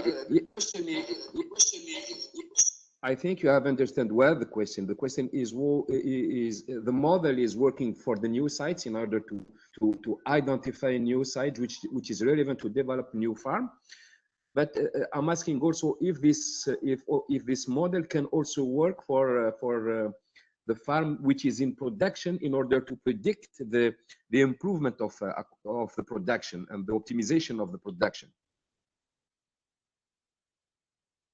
Okay, thank you, Samir. So regarding the site selection, well, our partner Hidromod, they have a meteoceanographic tool. They can identify, for instance, based on currents, based on other data that it's coming either from predictions or being measured, that they can surely help on identifying sites for setting up aquaculture operations. But let me tell you, Samir, that was not the work that we've developed within the Valormar project, but I'm sure they would certainly be able to do so. So our tools, and now I will speak more about the Feednetics nutritional-based prediction tool. Our tool can be either applied for a new production or an existing production. Actually, the cases, and the case that I show on the previous slide is on an existing production. So it's a bream and bass farm that exists for decades in Portugal, and with this they are using it to evaluate the different feeds they are using, in this case at the pre-fattening, but also in the grow-out tanks.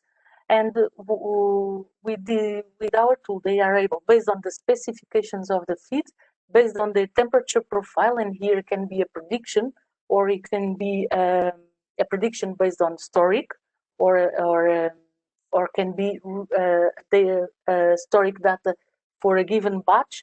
They can take the trends based regarding the different nutritional factors they have in the different feeds, and get, for instance, trends regarding performance indicators for growth, for FCR, for savings on feed, etc. Thank you very much, Anna. Okay. Yes, I think that what is proposed with this project with Valormar is really to improve existing sites, and including modeling, observations, and making savings at the end. So it's another way to create value by making savings and improvement thanks to technology. And a very interesting point, Frederic, is that once you start working and you have this set of tools and you think you are going to use in a given way or another, and then you start listening to and starting having these conversations, and you realize there are other interesting applications.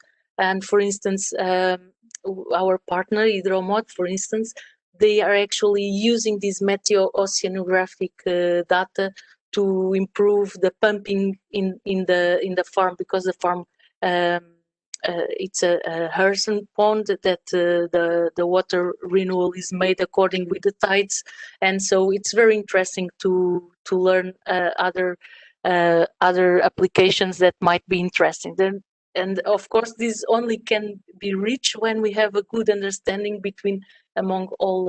I mean, the technological companies that are developing the tools, and then the end users that are using it. And for our own work at Sparrows, so we are very focused on delivering these integrated solutions, so they don't have to be inserting the data every time they have new registers for the quantity of the feed that was delivered. So they would receive the updated predictions as they are introducing the data in the data acquisition software, and that is the main focus. But it's also very interesting that now the farm technical team is also using our web app, and with a lot of interest to test these different feeds. So not everything was anticipated, but these are things that come along during these interactions. Yeah, I think, yes, you're absolutely right. We see that some services which are quite generic can be shared.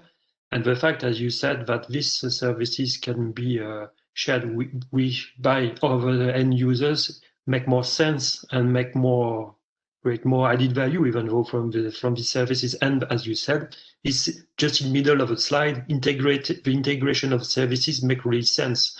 And as you said, you link service producers of services and the end users, and I think that like that we can easily develop synergies between the different sectors and the same areas thanks to this development of integration.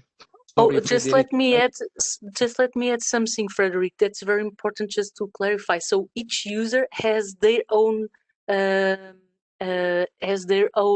let's say, working space in each user. So there's no each user has their own use of the data, and there's no exchange of data. So it's everything is proprietary. So there is no okay. I was just meaning the sharing, not the sharing of data, but the fact that they can share the services thanks to integration of services as provided. Yes. Samir, you had another question? Yes. A very short question to Anna, if I may. Yes, yes. Thank you. Anna, have you measured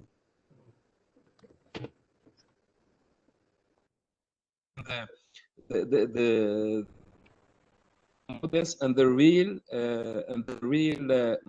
data from the fish? Is there any gaps between the two? And actually,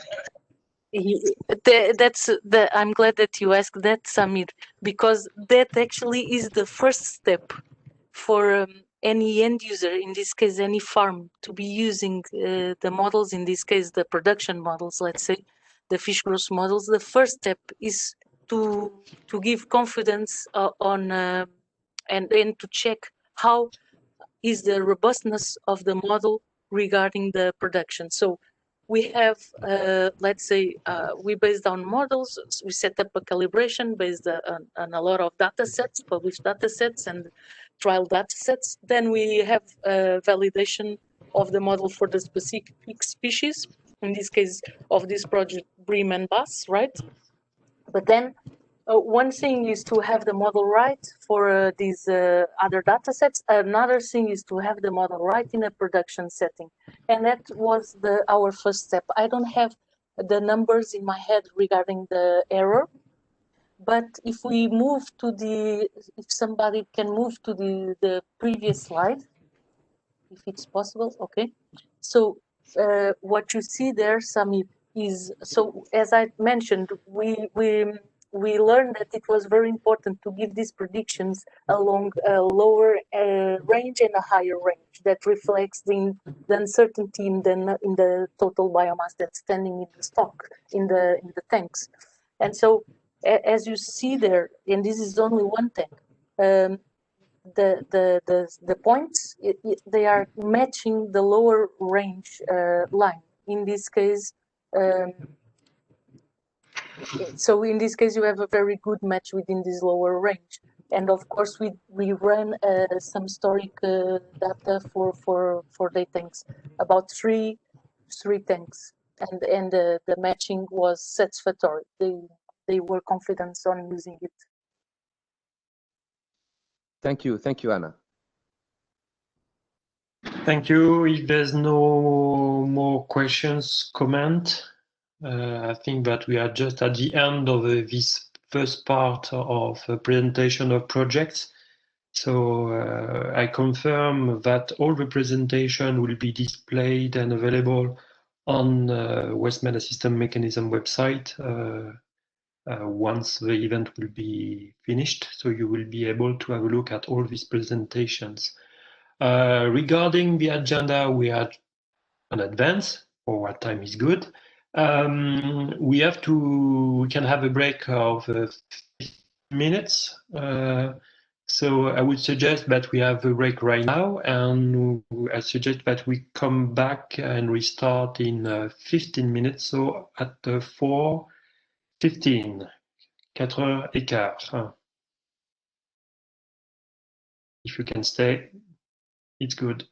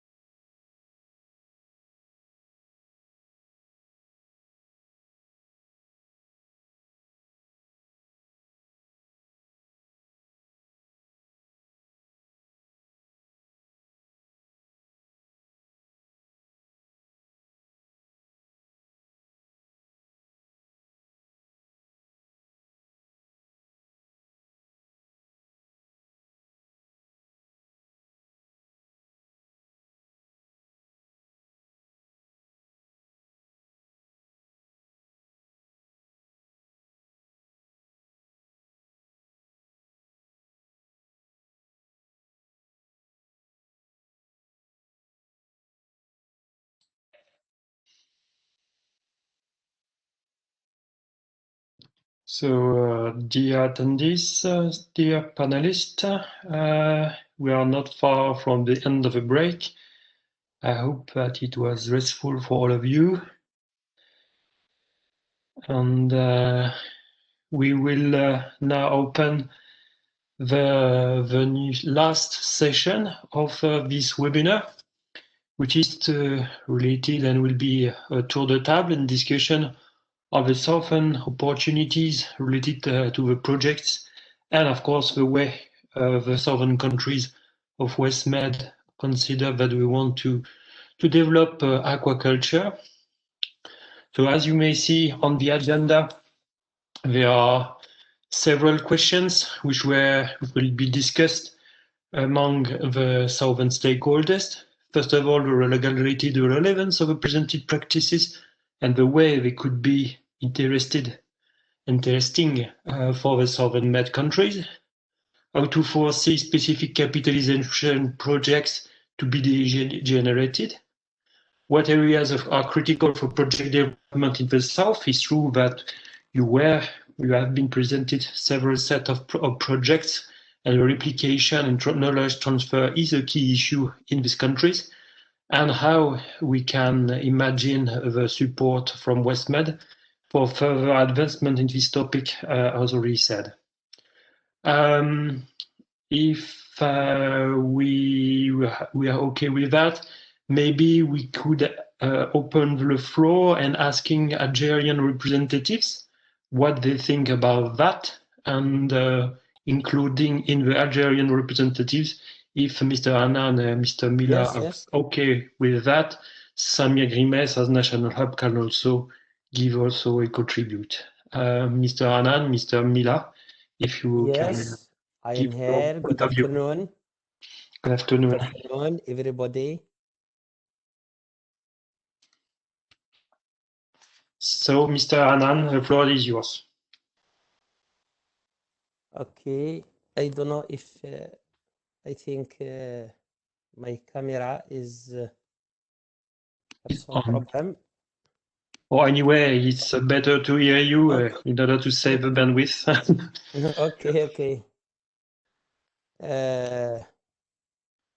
So for in you, yes, in Algeria, I think the delay recorded in the development of aquaculture in Algeria has enabled us to benefit from the experience of other countries, particularly in the Mediterranean Sea. That the aquaculture investment particular is in particular the industrial aquaculture farms was appeared in Algeria since only 10 years, and the aquaculture development increased since 5 years by 500%. And this situation led us to benefit from the experience of another country, and through the cooperation with under several framework, European Union, GFCM, FAO, and recently WestMed, and another countries in Asia, that South Korea and China. This cooperation led us to start with a good practice, a good utilization of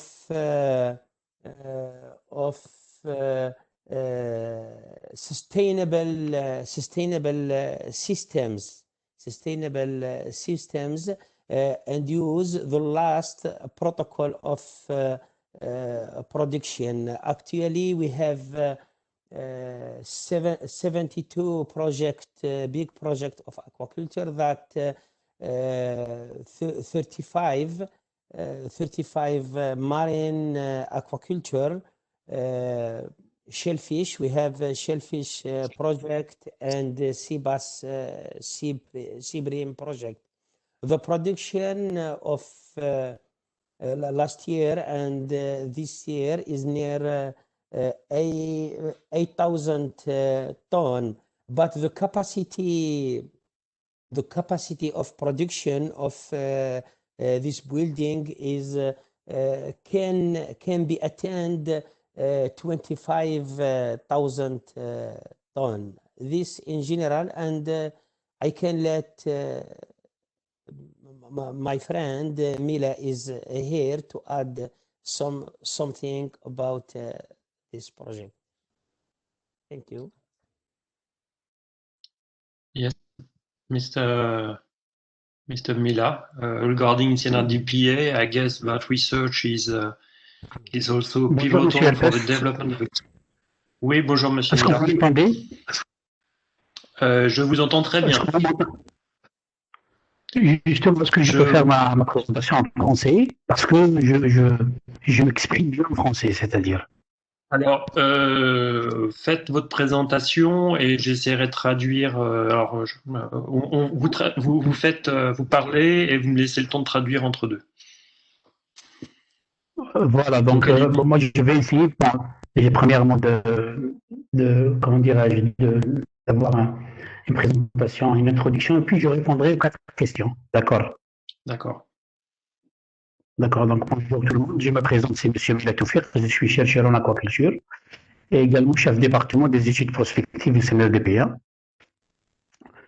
Tout d'abord, je tiens à remercier les organisateurs de l'événement ainsi que les communicants qui ont eu l'aimabilité de nous présenter d'une manière claire et précise les différents programmes initiés en matière de soutien et d'accompagnement sous différentes formes de la filière aquaculture dans la rive nord de la Méditerranée. En effet, ces présentations nous ont permis, d'une part, de nous imprégner des différents outils et mécanismes mis en place dans le cadre de l'économie bleue pour accompagner l'évolution sans cesse grandissante de l'aquaculture méditerranéenne, et d'autre part, d'avoir une meilleure visibilité sur les modalités d'intégrer cette dynamique régionale. Voilà, donc bon, si vous me permettez, je vais traduire. Donc, for all. Merci beaucoup. For all who don't understand French, Mr. Mila, I just first of all to thank you all the projects panelists for the presentation and the relevance of the projects which were presented regarding the fact that there could be good lessons learned for best practice for implementation in the southern countries. Voilà, donc maintenant je reviens aux questions, c'est-à-dire la première question, quelle est la pertinence des pratiques présentées pour le sud de la Méditerranée? Sur ce point, il faut savoir que l'aquaculture en Algérie est une aquaculture typiquement méditerranéenne classique, avec d'une part une aquaculture marine produisant quelques milliers de tonnes. Il s'agit principalement d'élevage de la dorade en cage flottante, ainsi que de la conchyliculture. Il y a aussi de l'aquaculture continentale, qui est constituée principalement par le repeuplement, l'exploitation des barrages, l'aquaculture intégrée à l'agriculture et aussi quelques fermes de production de tilapia et de poissons-chat dans le Sahara. Okay, so I would say that for now, production in Algeria is limited, is improving, as Mr. Adnan said just before, with in particular in the coastal areas.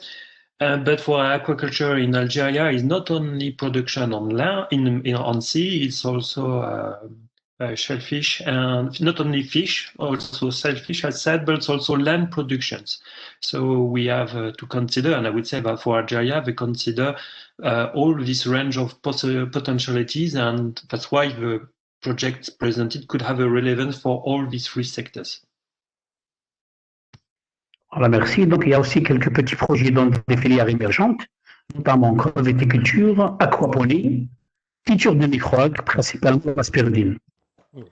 Les dernières statistiques officielles que j'ai en ma possession en termes de production aquacole sont celles de 2018, avec une production avoisinant les 5100 tonnes. Donc avec grosso modo 50-50% entre l'aquaculture marine et l'aquaculture d'eau douce. So it's a 500. Oh, so the figures from aquaculture in Algeria are 5,100 tons. 50% is on land, 50% on marine, including also algae with spiruline. Je pense que cette production a évolué depuis cette période, yes, principalement en aquaculture marine, avec l'entrée en production d'autres fermes de production du bar et de la dorade. Donc cette production a évolué depuis. Hein. Yeah, yes. So this production is improving. I guess like Mr. Anand can make some additional information. I can add something, Frédéric. Yeah, vas-y.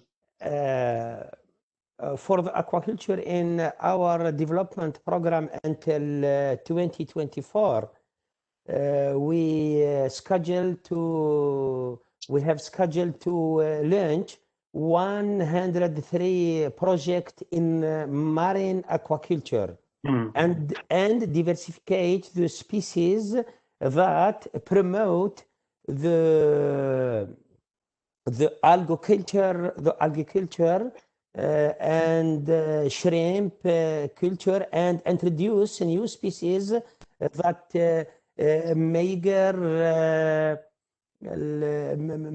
and another marine species. Yes.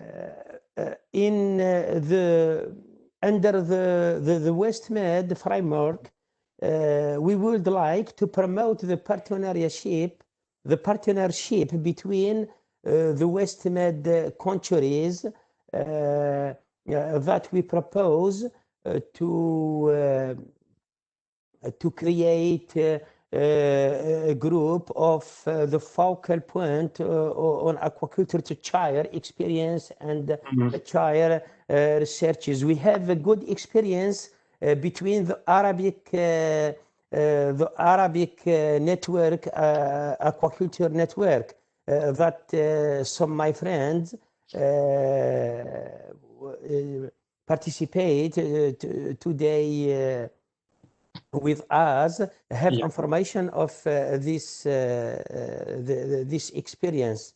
It's a good experience, and we hope for the WestMED secretary to promote the creation of this group. After we can create another group by field, for example, sea bass, sea bream groups, shrimp culture groups, algae culture groups, and like this. Okay, yeah, I think that it's a good idea. And if you remind what Céline Dubois said from Point Bleu, and I think that if she wants to say something about that, it could be good. There's already a working group. I think that within this group, we can easily include many initiatives to support and to share experience, as you said, from south-south, but also from north to south for this project, regarding to support the project and to support the sustainable aquaculture in the sea basin. So yes, I think it's really a good idea to go on this way. And as said, taking the lesson learned on what have been said and done in the north. I don't know if Céline, you want to add something? No, I totally agree. The working group is being established, so it's not too late. It's open. Of course, you can join it, and we can also create some subgroups for each main challenge or each main topic.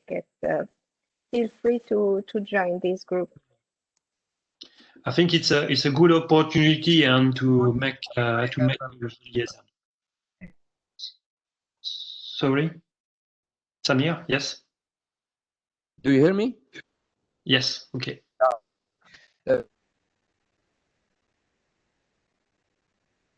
Not very well.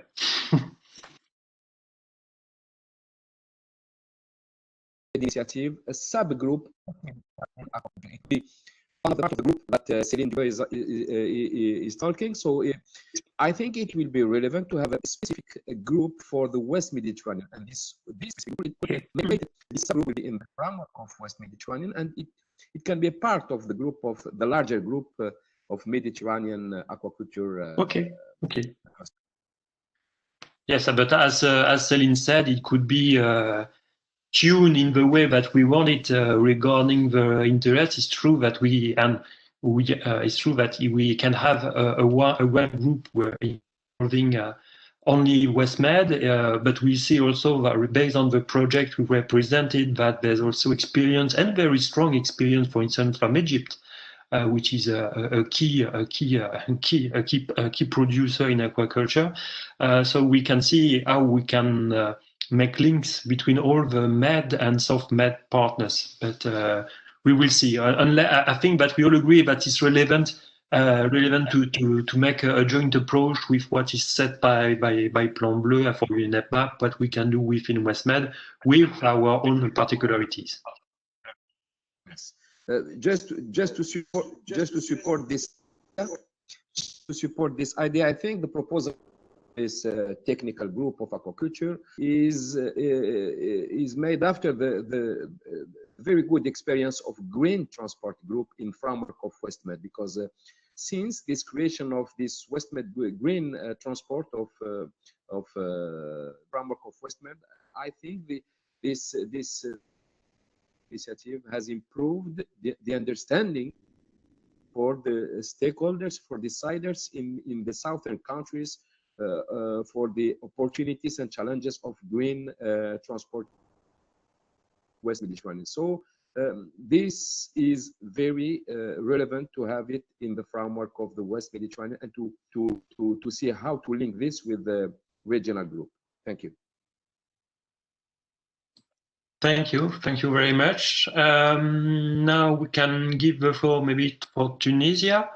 If Tunisian representatives, unless Algerian representatives have something else to add,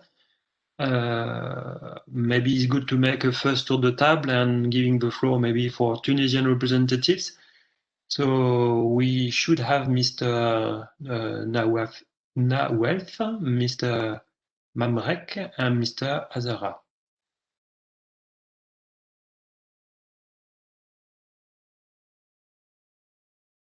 If you are here, you just have to unmute your microphone. Good afternoon to all. Okay, we got at least Mr. Azaza. Okay. Yes. Okay. The floor is yours. So like that, you can make your update, and well, we received your presentations. Been making the state of the research in Tunisia. We can display it quickly because I know that it's quite long, but I guess that you can make it short. Yes, I my presentation. I try to give you an overview of the aquaculture situation in Tunisia, and especially some development research project to improve and to improve this activity and for its sustainability. Next, please. Regarding aquaculture, marine aquaculture in Tunisia is mainly based in the two main species, Mediterranean species, such as Cybrim and Cybras, and regarding the last available statistical, the production is around 22,000 tons, and the most part is came from Cybrim versus Cybas fish. Second, please. The main production is, as you know, in the middle is the east part of Tunisia, which contribute almost 70% of national production, and represented by offshore cage farms. Next, please. The main production system is floating cages, and can reach circa 90% of production, and only 10% of national production came from rearing tanks.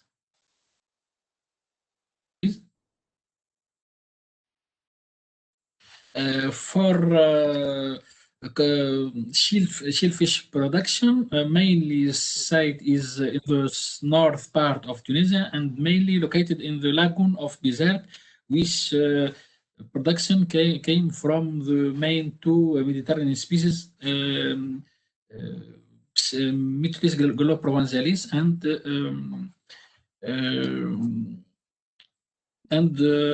Mytilus gallo-provenzalis. Second, please.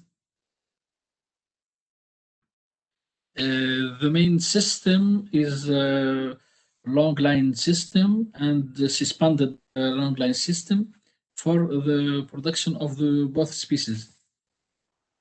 Next slide. This is three production system is long line system and floating line and bags put it in the tables. The production of fluctuate around between 100 to 200 tons and represent almost 1% of total production of aquaculture, and the production came only from 7 farms in this region. Next slide. Also, the productions as fattening blue tuna and only 5 farms in the east part of Tunisia, and regarding microalgae is particularly represented by spirulina, and there are 5 farms and production do not extend for 4 tons. Next slide. For production for a research program to support this activity in Tunisia regarding the actual production in 2020 is 22,000, and for the strategic objectives is target to reach in 2030 almost 56,000 tons. For this, you have developed some research program for 2 goals. The first one is to increase the production, the actual production, to reach the target objectives. And the second is maintain and ensure some sustainability of the sector. The second one, this research program is built with professional authority, with farmer aquaculturist, and also with the technical center of aquaculture, which is support the transfer of research result to farms. This is to ensure some partnership approach for this program. Next, please. There are 4 projects. The first one is to improve the development of fish culture and algal marine system. The second one is concerned to aquaculture, freshwater aquaculture. The third one is the diversification of bivalve species and technical rearing technical. And the last is to improve the to limit pathologic aspects and to reduce attraction between environmental and aquaculture. Next, please. The first one is the 2 main target species are the Mygilcephalus, is the Mygilidae, and to Meager, to improve the artificial reproduction in hatchery for improving fry production, to use it for on-growing later. Next, please. The second project is dedicated to improve the zootechnical performance of the 2 main species, regarding aspect of feed management and nutrition and welfare of fish in production system. Next. The objective is to reduce the cost per production of feed. As you know, the feed is the most important cost in fish production. That the first one is to substitute cost ingredients, particularly fish meal and fish oil. The second one to improve the management of feed in terms of feeding frequency and food ration and growth heterogeneity in the production system, welfare, and also the quality of production is an important aspect for aquaculture production for the promotion of this activity. The next one. Regarding environmental aspect, also and acceptability social, the first aspect is to improve the management of production sites by using and management some zone allocated for aquaculture to reduce conflict between different sectors. Also to make some study regarding carrying capacity of the potential sites for to improving the sustainability of this activity. And the last is to reduce some impact of aquaculture production to the environmental aspect. Next, please.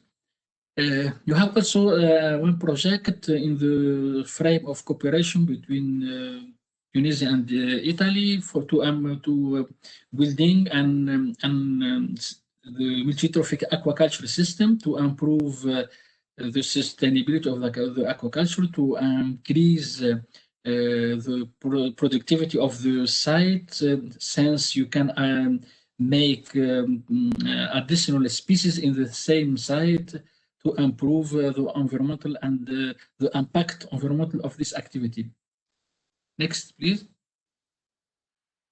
This is an illustration of the system to assemble some mollusk and fish and algae in the same context to interact with the trophic system to benefit from the energy trophic chain and to improve the environmental aspect of this sites. Next. This is the objective of this project that I want to say. Next, please. As I said, the objective of this project is or the benefits of this system this is an innovation system that improves the economic aspect of the farm, also to increase the environmental sustainability of the sites, also increase the social acceptability of aquaculture when using this system, which can contribute to its sustainability of this activity. Next, please. Another project regarding to producing seed climbs to avoid the decreasing of nitrile production. Next, please. This by produce NISA in the artificial system following the reproduction of the larvae, and after that, when to reach grossissement phase, you can put this product in the nitrile system to improve and maintain the natural stock for increasing production and to overcome for the problem of diminution for decreasing nitrate stock. Next, please. The same this this activity can also improve the sanitary system and the sanitary situation of this site of production, and reduce the pathologic that can affect the nitrogen stock, since this species is oriented where the export where the European country, and can generate some income to this region. Next, please. The other task in this project regarding to diversification of mollusk that Solène marginalized is the recent species that has an important aspect on the nutrition and economic aspect. We try to improve and their production in the hatchery. Next, please.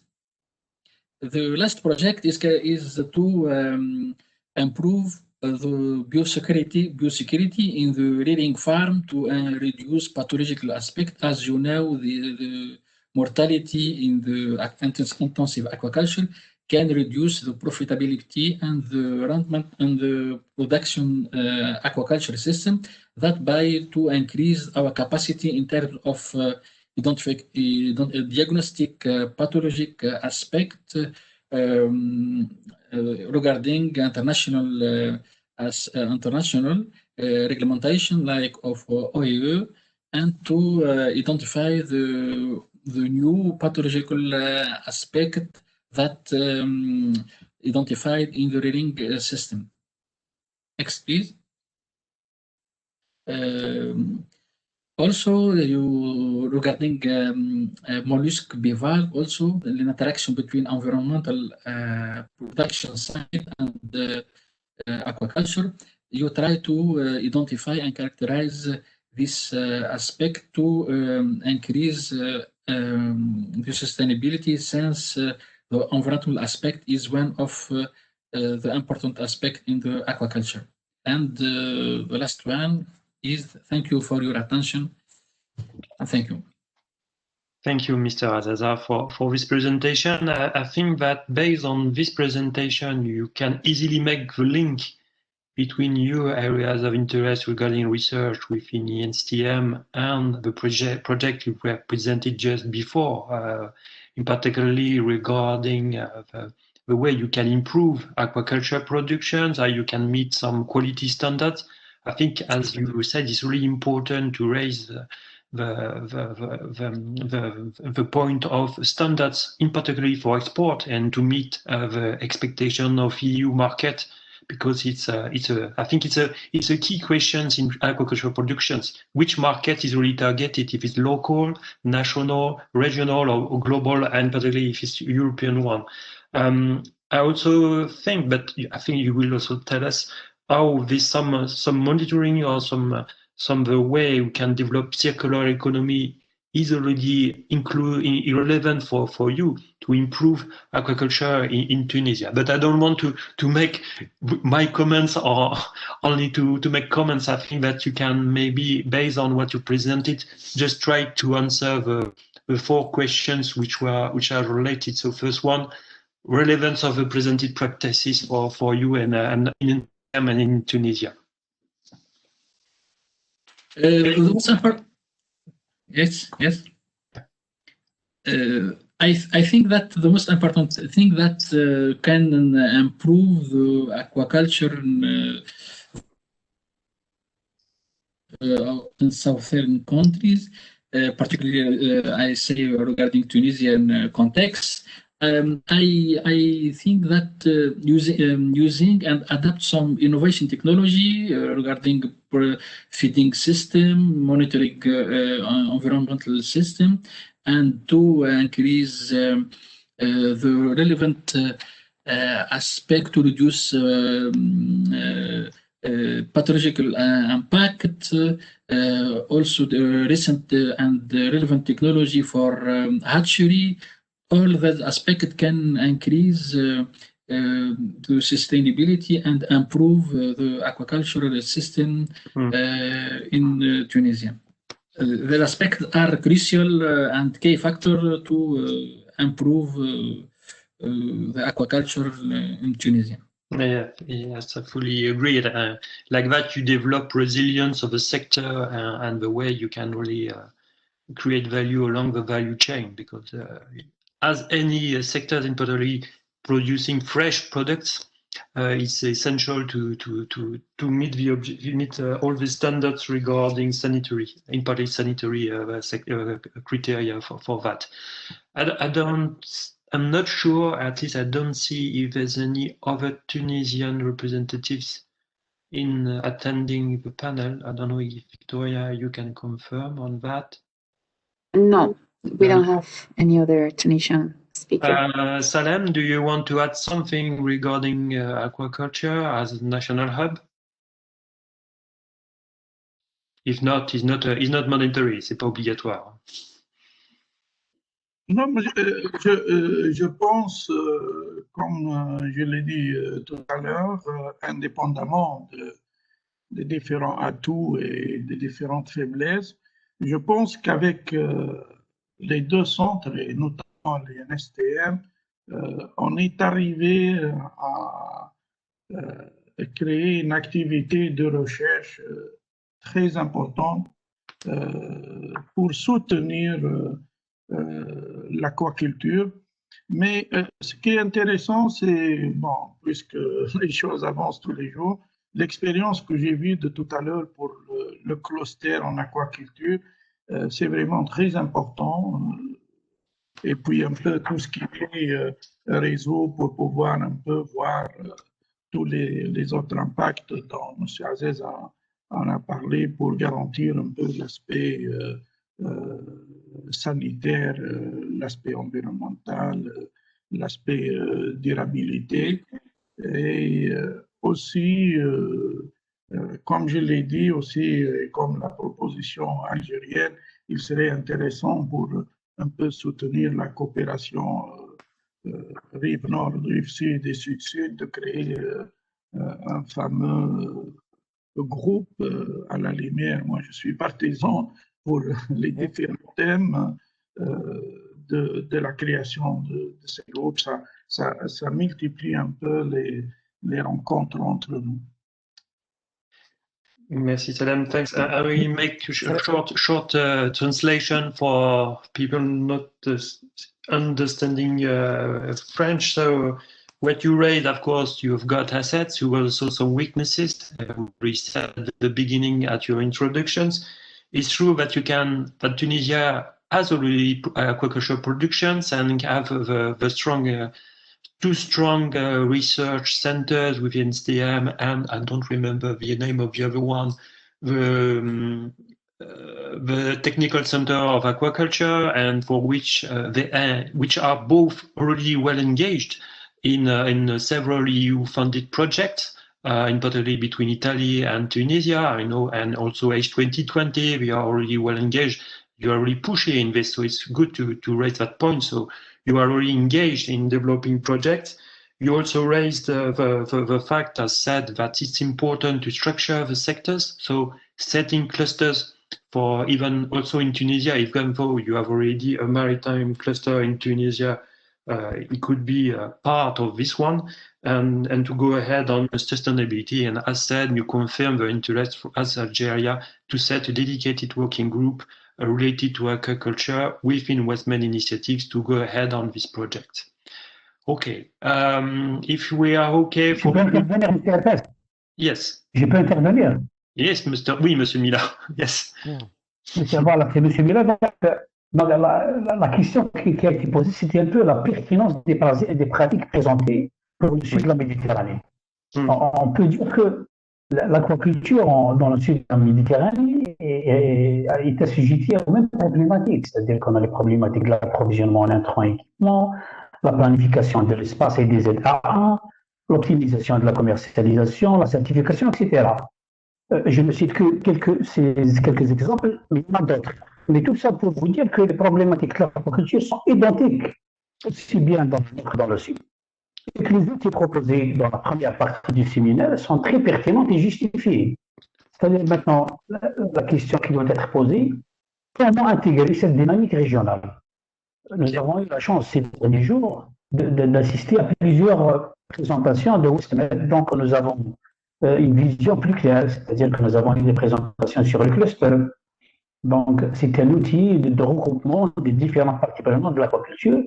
Et moi, je suis d'accord avec la vision tunisienne, c'est-à-dire que ces clusters-là, en Algérie, on est en train de lancer quelques clusters, on est dans le début de leur organisation, mais c'est une bonne forme de regrouper toutes les parties prenantes, aussi bien en Algérie que peut-être dans le Maghreb en premier lieu, et pourquoi pas dans un futur proche avec les clusters méditerranéens. Merci. Okay, so I just translate. So as you said, Mr. Mila, regarding the relevance of the projects which represented, they are of course all relevant and fully in line with all the along the value chain. The fact that you have to see how you can make your with the first part of the value chain regarding what is needed to set up really aquaculture, how you can deal with marine spatial planning for that. You can target which market you have to target, all the issues related to certification. So as you said, all the projects which were presented are of course interesting the north but also the south. So they are shared issues and the relevance is also shared. So as you said, it's also important to now, and I would say not thanks, but via at least WestMED initiatives, you know more how to integrate the dynamics associated to the blue economy, but also to support aquaculture. So I think it's good to see how to set clusters. And I remember the event which was organized in Algeria, the webinar which was organized in Algeria 2 days ago, and that dealing with passion with fisheries in aquaculture. So we are going on this way. So I think that based on that, you will see more how to do and what to do and how to go on. Mr. Hanan, you wanted to make a short comment on Tunisian presentation. Yes. Frederic, firstly, I want to give thanks to our friend Azaza for the important presentation. And we know that Tunisia is some advanced in mariculture amount the south countries of Mediterranean Sea. I think that the main challenge of aquaculture development, marine aquaculture development in South Mediterranean Sea is the sustainability of this activity. And especially marine aquaculture in the cages, the culture of the breeding of sea bass and sea bream, because investment in mariculture is need a big amount of money, and with several risk, natural risk, disease risk, and risk to loss or all investment in this activity. And for this, I think very important, and I think the challenges of sustainability of aquaculture is aquaculture insurance. Although aquaculture is recent in Algeria, it has been possible to launch it on a solid basis. For example, aquaculture insurance, which poses great problem in several countries. At the level of Algeria case, we have developed since 5 years the aquaculture insurance, and that gave a very good impact to promote this activity. And this my proposition to improve the insurance in aquaculture, and why not propose some insurance system between the countries of South Mediterranean countries. Thank you. Thank you, Rashid. It's true that what you're raising is an important fact, that aquaculture is really capitalistic, in particularly on sea, and it's really a risky activity, and you may lose everything very quickly. And the fact that, as you raised, the fact on investment and the risk and the insurance has to be considered also in line with the relevance for private sectors to go in this market. It's really important to consider this. It's true that for now most of the projects are we have a lot of projects which are funded, public funded, and it's true that the major issue, and I think that all the projects which were presented during the first session illustrated the need to develop a level of readiness of technologies, but also to secure the sector for private sectors to invest. To which level can we go regarding insurance, and how? I don't know, because insurance is not public insurance; it's first of all private insurance. So it has to be also included, maybe in the business models to be developed, and considering all the risks which are associated to this sector. So I think that we are done for Tunisia and Algeria. I don't see. I think that we've got Mr. Ousni, directeur de Aqua Medic, with us. I don't see if we have any other. Yes, there is. Yes. Yes, they are there. So I don't know who wants to take the floor for Morocco. Mr. Amin, if you are there. Mr. Amin is there, yes, of course. Yeah, so Mr. Bonjour. Bonjour. You can do it as we just done before. If you are more comfortable in French, do it in French, and I will translate. But I think, as I know you, you speak English, so. Non, je suis plus confortable en français pour dire des choses intéressantes, comme ça, je ne manquerai pas. Okay, well, as you want. Donc, bonjour à tous et merci pour l'invitation à ce webinaire qui est très intéressant. Moi, par contre, je ne vais pas faire de présentation, mais je vais uniquement me focaliser sur des aspects très importants qui me semblent importants à dire. Voilà, pour dire qu'aujourd'hui, l'aquaculture, que ce soit au Maroc, que ce soit au niveau de la Méditerranée, c'est un secteur qui est très important par sa capacité à générer de la valeur ajoutée, à générer de la formation pour les jeunes, à générer des emplois pour les générations futures. Je pense qu'aujourd'hui, les pays de la Méditerranée ont tous inscrit l'aquaculture parmi leurs priorités. Nous avons tous des stratégies de l'aquaculture. Nous avons également tous des défis communs, des challenges communs, et nous devons travailler ensemble pour répondre à ces défis. Oui. Est-ce que je peux traduire? Oui, bien sûr. Parce qu'autrement, ça va être un peu long pour tout le monde. So, as you said, already a sector which is fully supported and considered for all the southern countries as key sectors to create value, to create jobs. It's already in most of the southern countries already included in national strategies, and it's highly important, as said, to work on this and all together. So aquaculture, as you said, is a strong area of cooperation, of development, at least within WestMED, but I would say maybe beyond. So. Effectivement.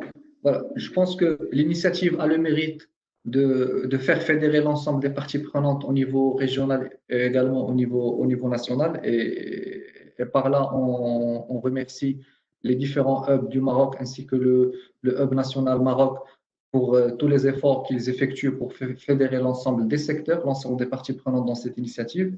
Et je pense qu'aujourd'hui, nous devons nous orienter vers des travaux communs, vers des groupes de travail stratégiques pour mener la réflexion sur les différents secteurs et spécialement sur le sujet de l'aquaculture.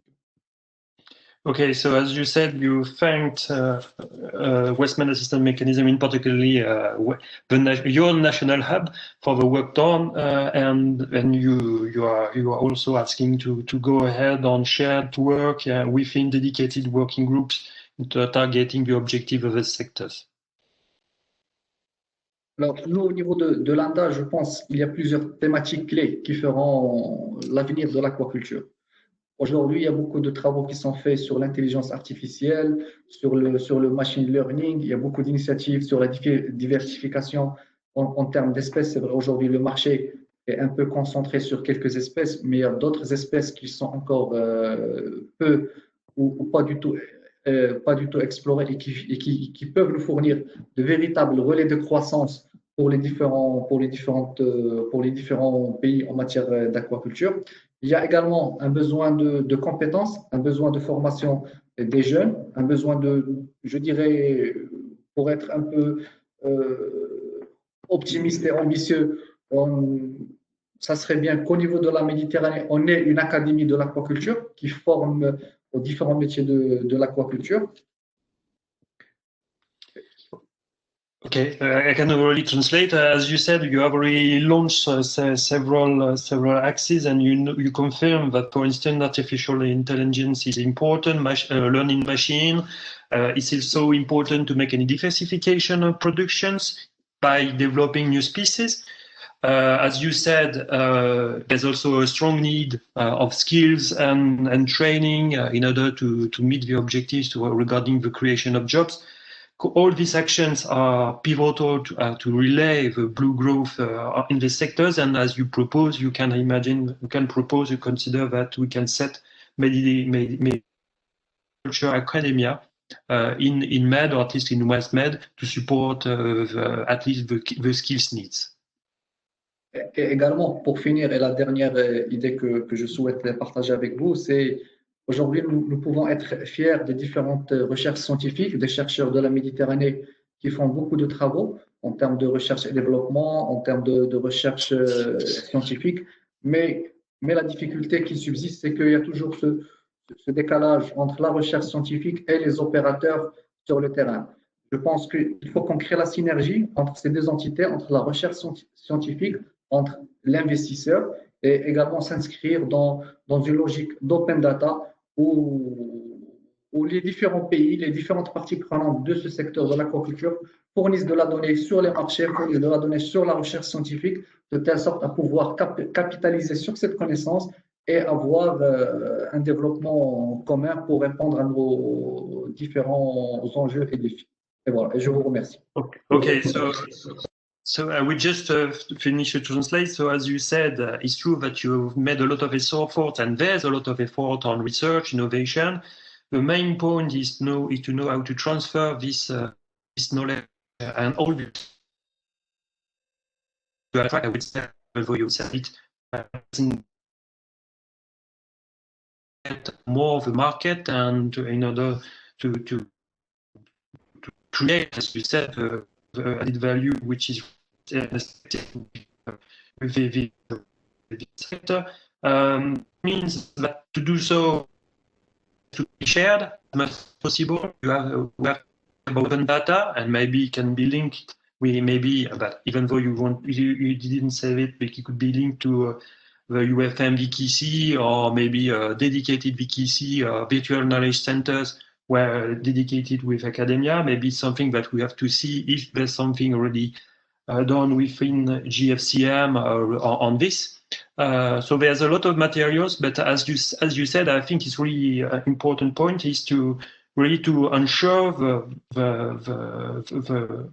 to go to upper level of technical readiness, and then to be sure that the technologies which are developed can be fully implemented and by the private sectors. So I think that you already said all. So regarding the 4 questions, I think that you already most of them covered them, because you have already said how we can support you, what are the critical areas it's already covered, the way we can capitalize project, it's already said within maybe, as you said, academia, but also open data, and confirming that all these practices are relevant also for Morocco on that. So thanks for this. If I'm not wrong, there's another Moroccan representatives, Mr. Shadli. Mr. Shadli is there. Yeah. You can speak in Shadli, French. if you want to comment, we can do as we did. You can speak in French and I will translate. Je ne vais pas vous épargner cette charge. If you can do it. Merci beaucoup, merci pour l'invitation.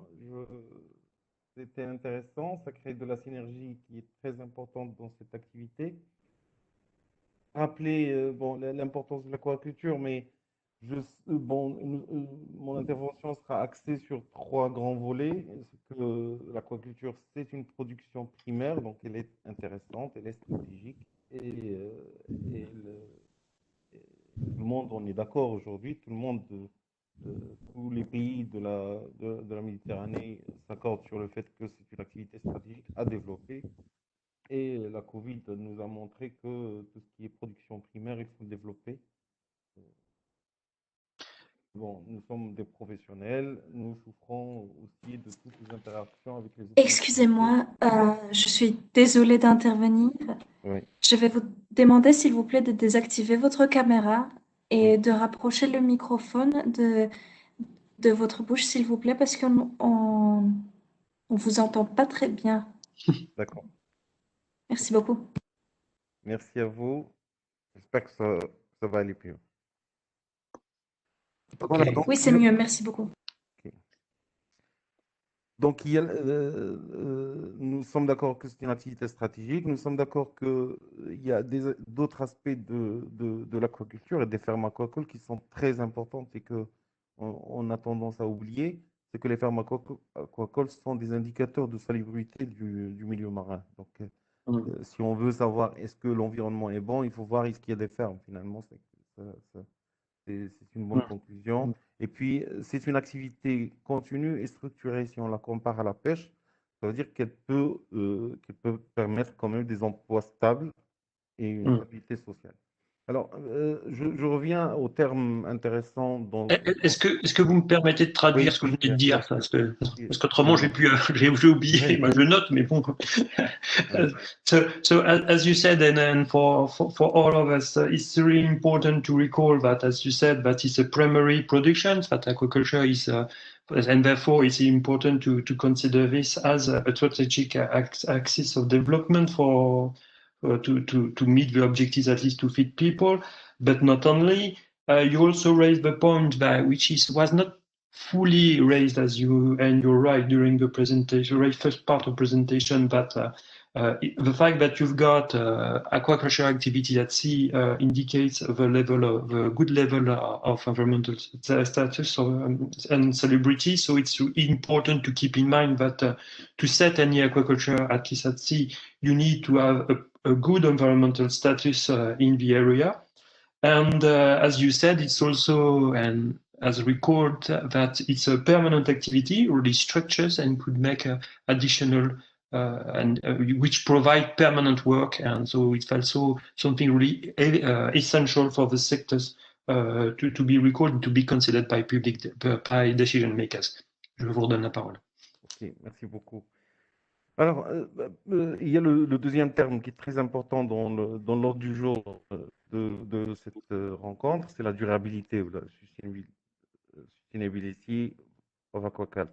Donc, la durabilité, moi, je la vois sur 3 grands volets. Il y a la durabilité économique, la durabilité environnementale et puis la durabilité sociale.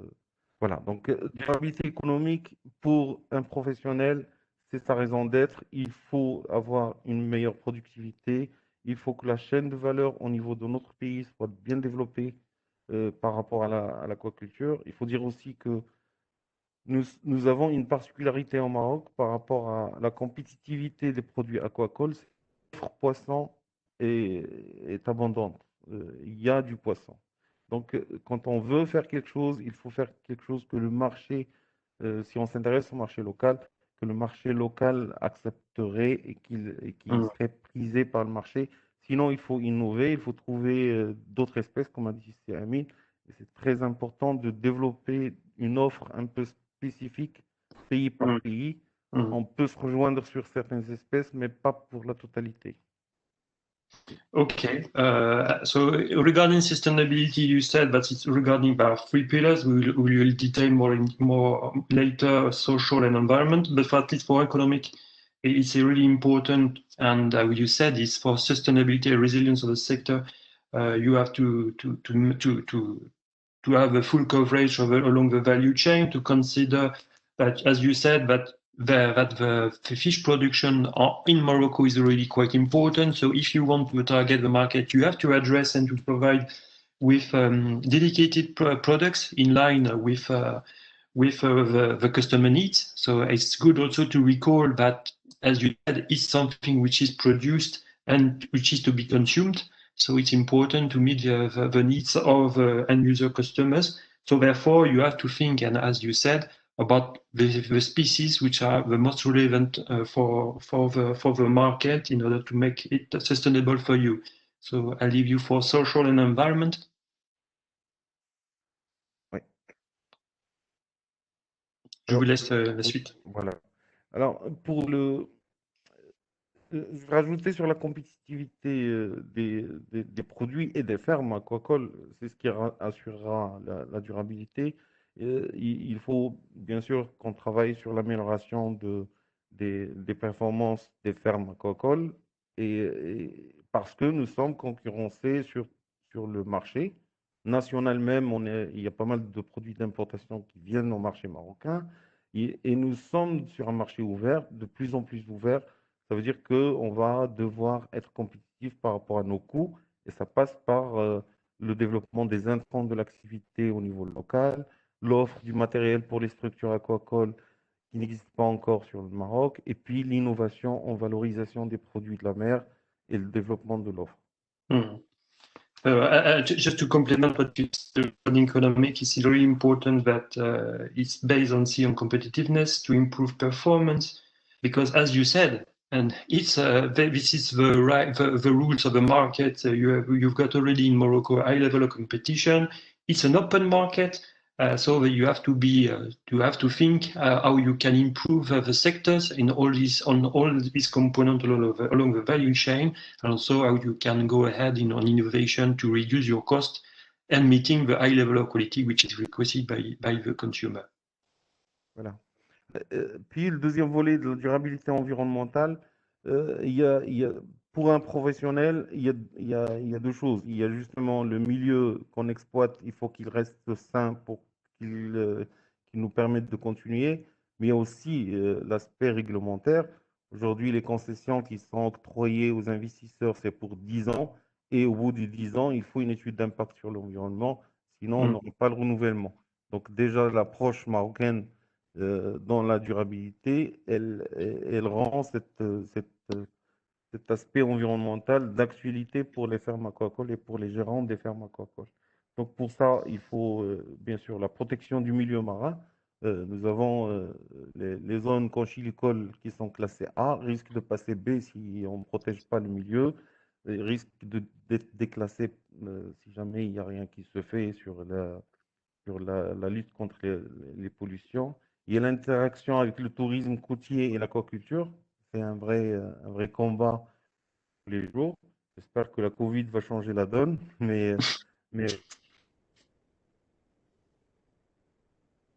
Okay, so regarding environment and sustainability, as you said, and it's true that it's a really pivotal point, is that you need a good environmental status of an ecosystem and environment. It's good also to recall that all farms are under environmental impact assessment. So that means that after the 10 years of the farms, if you want to continue your activity, you have to prove and to demonstrate that the situation is still being viable and you have low impact on the environment. You also raised something which is really important, and I think that it was also considered within some, not on the project we were presented, but interactions And maybe by Algeria, it was also the case regarding maritime spatial planning, how we can deal with interactions between the other marine and maritime activities to see in which way they can be more or less compatible. You said that maybe COVID could have some effects to reduce some interaction between aquaculture and tourism. I'm not sure that people with tourism would like to consider that COVID could last so too long, but it's true that at least we have to consider activities, interaction activities to find an optimum, at least, of use of space and a good state of environment. Vous avez encore quelque chose d'autre à dire? Oui. Oui, alors par rapport à pour ça, pour assurer cette durabilité environnementale, aujourd'hui, je pense qu'il est nécessaire, comme proposition de projet, de créer un observatoire de suivi des indicateurs du milieu, de suivi de la salubrité du milieu, des pathologies, un appui technique à l'aquaculture aussi, parce que bon, nous sommes encore au stade embryonnaire au Maroc. Mais vu tout ce qui se passe autour, je pense que dans les 5 ans à venir, on sera 200 fermes avec une grande production. Donc, c'est quelque chose qu'il faut démarrer aujourd'hui pour pouvoir accompagner. Aujourd'hui, il faut des laboratoires, il faut un suivi, il faut des bouées océanographiques pour suivre le milieu. Voilà. Donc, il y a une surveillance essentielle. Et puis, je finirai par la durabilité sociale. Je vous laisse traduire et puis... Yes, so as you said, it's true that we have a very start, not a very early starting point of development, but faced with a large trend or to development of the sectors, it's important to set maritime surveillance and maritime observation to monitor the state of play, and in order to ensure that we're still being under the threshold for regarding environmental sustainability. And it's pivotal, importantly, to start as soon as possible regarding the development of the sectors as it's promised by the strategies and the willingness of stakeholders. Okay. Alors, par rapport à la durabilité sociale aujourd'hui, déjà, nous enregistrons avec grande satisfaction ce que fait l'ANDA pour l'accompagnement des coopératives de pêcheurs et des jeunes promoteurs pour les inclure dans cette activité, donc les aider à développer leurs petits projets. C'est ce qui va permettre en fait de donner une réponse à la problématique de la pénurie de la ressource halieutique en Méditerranée. C'est un grand sujet et justement, il faudra penser de plus en plus à intégrer les pêcheurs dans l'activité aquacole. Ça va faire une bonne reconversion pour des choses qu'ils maîtrisent parce qu'ils maîtrisent le marché finalement. Okay, so I think it's, as you said, it's really also important to see facing the fact that fishing stocks are decreasing. We have to consider how aquaculture could be a relay, at least an alternative for fishermen to adapt and find new job activities. And as you said, it's really true that they are already fully except the productions, they are already online with a long part of the value chain. So the shift from fisheries to aquaculture can be an opportunity to save jobs or to find alternative jobs for all these other fishermen in order to meet to keep jobs, even though we try all to create jobs. Oui, dernière chose par rapport aux pistes de réflexion pour WestMED, pour les projets. Donc, j'avais parlé de la création des centres ou d'observatoires de suivi des indicateurs environnementaux, un suivi technique et de l'assistance technique aux opérationnels. Il y a aussi le transfert de savoir-faire entre fermes aquacoles du Nord et celles du Sud, la contribution à la formation des aquaculteurs, les stages étudiants et les stages des professionnels aussi sur les fermes existantes qui marchent, et puis des projets de recherche scientifique communs. Je pense que chacun travaille dans son coin, mais là, il y a nécessité pour aller de l'avant de mutualiser les efforts. Et il y a l'aquaculture multitrophique qui est dans l'aspect durabilité environnementale et qui est aussi une créatrice de valeur. Et puis le développement technologique. Nos collègues de la Tunisie ou de l'Algérie en ont parlé. Voilà, donc je pense que c'est ce que j'ai à dire. Il y a aussi une grande problématique qu'il faudra qu'on discute peut-être. C'est la problématique des dauphins noirs. Aujourd'hui, les pêcheurs en souffrent en Méditerranée par rapport à leur pêche. Donc, ce dauphin qui est protégé, qu'on ne peut pas tuer, il tue quand même pas mal de poissons et de pêcheurs et ça commence à créer un problème. Et la mauvaise nouvelle, c'est que ça commence à m'attaquer aussi dans ma ferme piscicole et c'est malheureux. Voilà. Il faudra trouver une solution à ça. Voilà. Merci. Well, yes.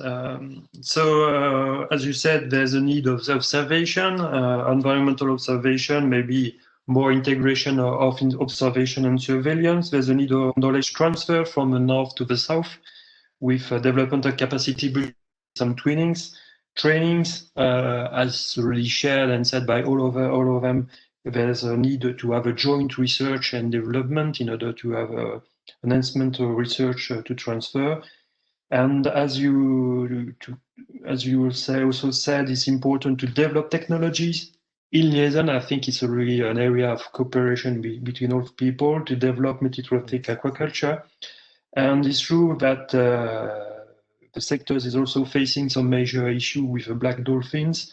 But I will say that sometimes it's also with birds. We haven't spoke about that, but for at least for some, there are some issues. So sometimes it's difficult to manage between the issues which are related to productions and protection of the protection of some protected species. Okay, I think that we have already done the tour de table. I'm not sure that we have somebody from Mauritania. Can I have yes, some words? Yeah, vas-y. Sorry. Thank you, Frederic. So also I would like to participate in this debate. Very interesting. I think I have the same idea that it was said by my colleagues from Algeria and Tunisia. We need really a technical working group. It will be very with a great help to find a way for us to talk between scientists, between administration, between private sector. But the most important for me, I think that the problematic is very different between the north and south. So I propose to have a sub-technical group for the south and another for the north, because for the south we need operational projects, and we need to found some financial aspect with H20 or with another kind of project. And we have our problematic. We import alimentation. We pay big. We don't have subsidies, etc. So not like North countries that they have. Improving their technology, and but at the final we can exchange, but we need at the beginning, I am asking for the beginning, not for the final objective. At the beginning we need to be together for the south and propose something together, because initiative, WestMED initiative, we need to be more than bilateral countries and bilateral projects. We need, for example, 2 or 3 countries for the south and the same for the north. Also, for us, it's very important to work in small scale aquaculture, because we are for Morocco, for example, we just start. We just start with good ways. So we need to start. I think, in my opinion, we need also to start with small scale aquaculture, and because small is less problematic, it's not the same with the big companies. There are two things very different. So this all, I think we can continue our it's not it's just the starting. We can continue for in 2021 and in 2022, I hope, with the operational and realistic projects. Thank you. Thank you, Mohamed. You already make the beginning of the wrap-up, so I think that we'll leave the floor maybe to Samir and Salem to make the conclusions, and with this I will thank you all in order to Salem and Samir, and of course Mohamed, if you want to add something, the floor will be okay for me. It's the conclusion. Thank you. You have done your conclusion, so maybe Samir and Salem, as you want. Thank you. Okay, thank you. Can you hear me? Yes. Yes. Yes, okay. Thank you.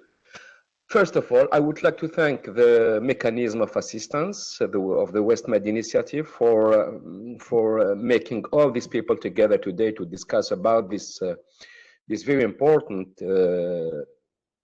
domain or activity for the West Mediterranean. And I would like also to thank all the speakers. If I have to make a short conclusion, I will say from our perspective, and when I say our, I think I'm speaking about the south shore of the West Mediterranean. This morning we have listened to very, very interesting presentation from the Interact program, so UE program. And it's not exhaustive, but I think that for the case of Algeria, and maybe my friends from Morocco and Tunisia and Mauritania can share with me these points, I would like to highlight three presentation or three projects. The first one is Bethos from biotechnology for good health, I think. I think this is very important for us because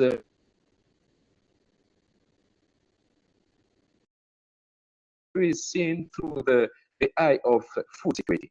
And in this perspective, the basis of biotechnology and the links with blue economy and with health, it's very important. So I think we can learn from these Bethos projects or BITOS project. I don't know how we call it exactly, but we listen from this presentation very interesting thing. So I think we'll be back, and personally I will be in touch with the person who make this presentation in order to see how we can learn more in a practical way. The second point is from Valormar. It was very interesting because we are in the first step of developing aquaculture. In the case of Algeria in 2010, it was only 4 farms. In 2020, 10 years after, we have today 32 farms in activity, and the projection for 2020, there is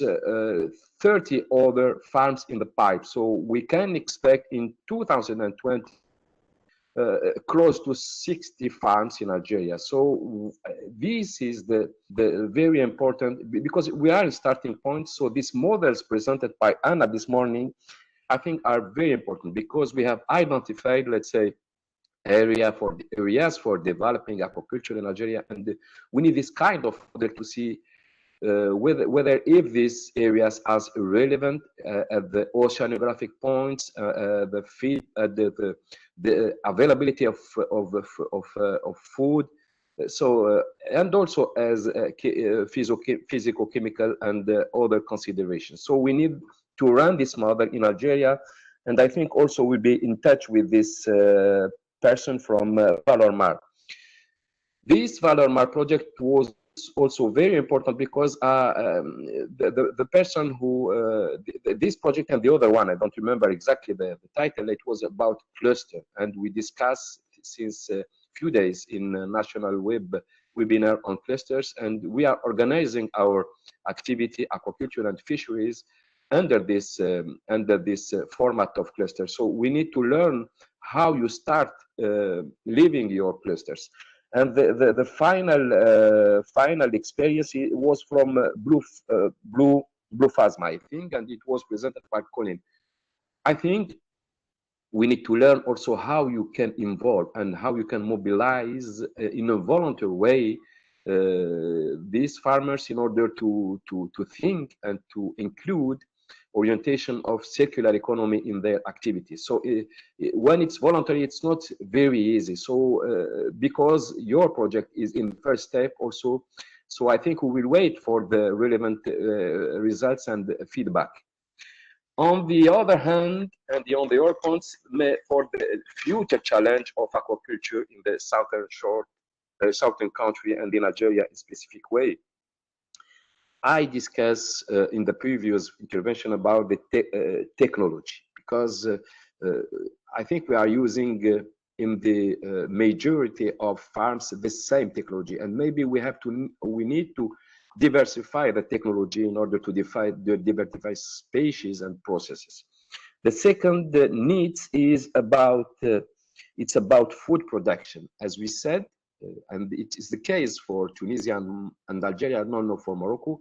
We are fully depending from importation. We give we import this food, fish food, for the farms.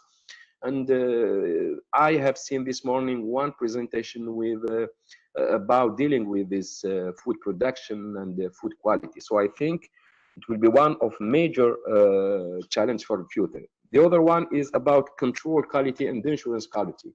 We are developing farm, but I'm not sure in a sustainable way. So we need to learn from this northern shore how they develop this control quality and this insurance quality in order to have to be in line with the regulation and to be in line with the consideration of health of human health. And the two other points is about networking. I would like to reaffirm and to re-support the creation of aquaculture technical group from WestMED. I'm not sure that having just a group for South-South and the group for North-North is relevant. Excuse me for that, my friend from Morocco, but I think we need a WestMED group, because we need to put together people from aquaculture world from the northern countries that are in advance. They have technology, knowledge, scientific basis, and more investments with the people from and the farmer from the southern countries. And the final points, I think we didn't really discuss about this in this webinar. It's about the research basis.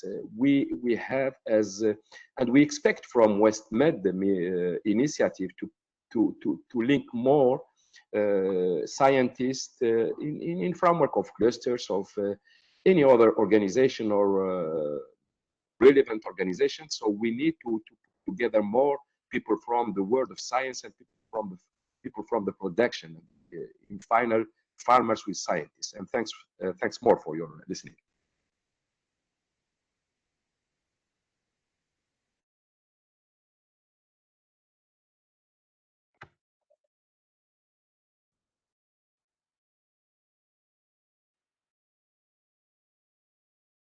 Frédéric?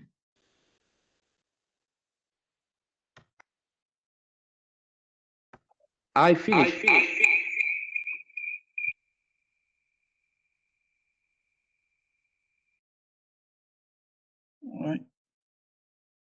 Frédéric, we cannot hear you. Je peux.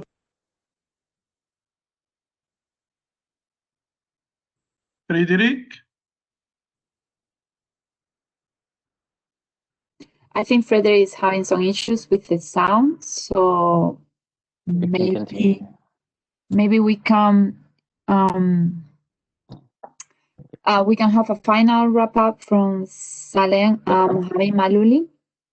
Ok, je prends la relève. Vous m'entendez? Yeah, we can. Yes, please go ahead. Yes.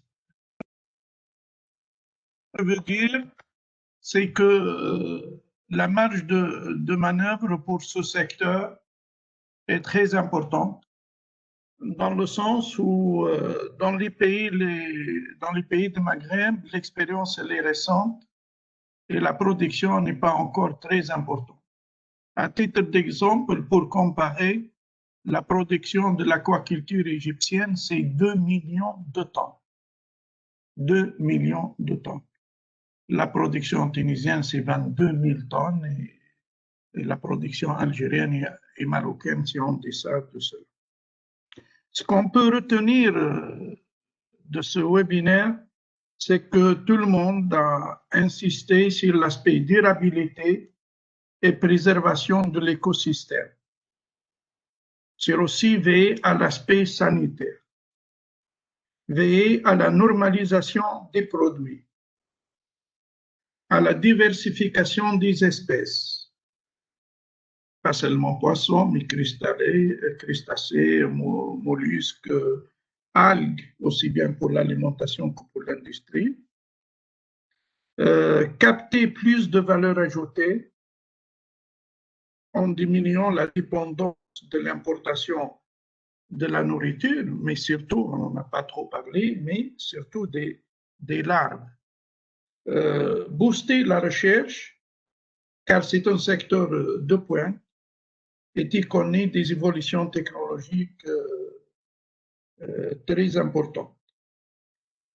Et je pense, et j'ai l'expérience, que les projets européens ont, par exemple, aidé l'Institut de recherche, l'INSTM, pour faire beaucoup de la recherche et de la recherche appliquée. Et je crois que le projet WestMED pourrait créer beaucoup de synergies avec ces projets européens pour pouvoir un peu augmenter cette expérience avec les pays de la rive sud. Merci. Thank you very much. So maybe we can have now some words from Mohamed Malouli. It's okay. I started the wrap-up and conclusions. So okay. The first one. Sorry. Maybe we can translate what have been said by Milady for the other person.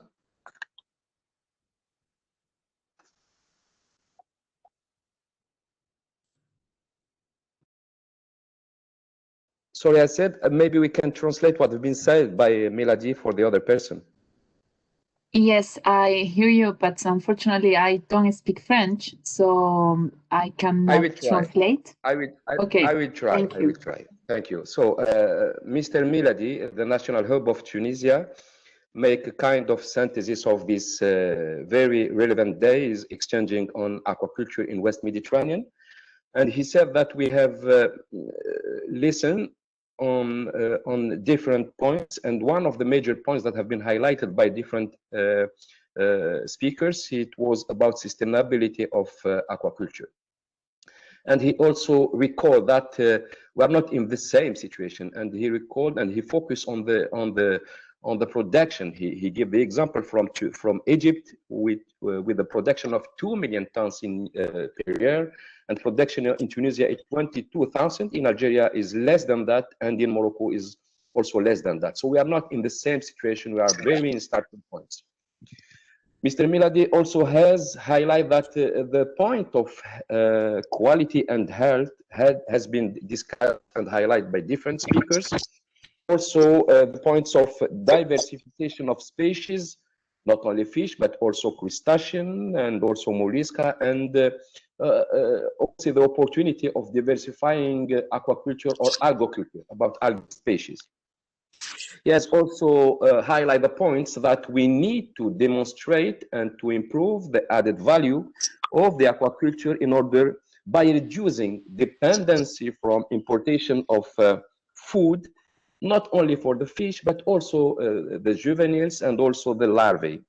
And finally, he finalized his conclusion by the importance of boosting and pushing more the research in the field of aquaculture. And he gave the example of, let's say, a good example from the support from EU to INSTM. This is Maritime Institute of Tunisia, which is dealing with fisheries and aquaculture. He said that this kind of support and collaboration between scientists from the EU and Tunisia was very relevant with very practical results in terms of research. And this is all. Thank you. Merci, Samir. Merci beaucoup. Sorry. So I had just a little connection issue, but I'm right now. But I see that Samir translates very well. So no, thanks, Samir. So I think, unless Mohamed want to add something, I think that we are quite well done about. No, it's okay. I would just to thank all the participants, all the stakeholders from all the countries, and I hope that we can create this technical group and this distinction between North and South for as soon as possible. Thank you. Yes, thank you, Mohamed. So I would like also to thank you all for your patience, your interest, and for all of them who stand till the end. I think, yes, we still something that we have to discuss for the next steps within the system mechanism, close liaison with, I guess, the WestMED steering group, which is to meet, if I'm not wrong, next week. How to go ahead on these topics. It's true that the setup of a dedicated working group is an interesting and relevant proposal, which has to be we have to go ahead, as said, in liaison with UNEP MAP.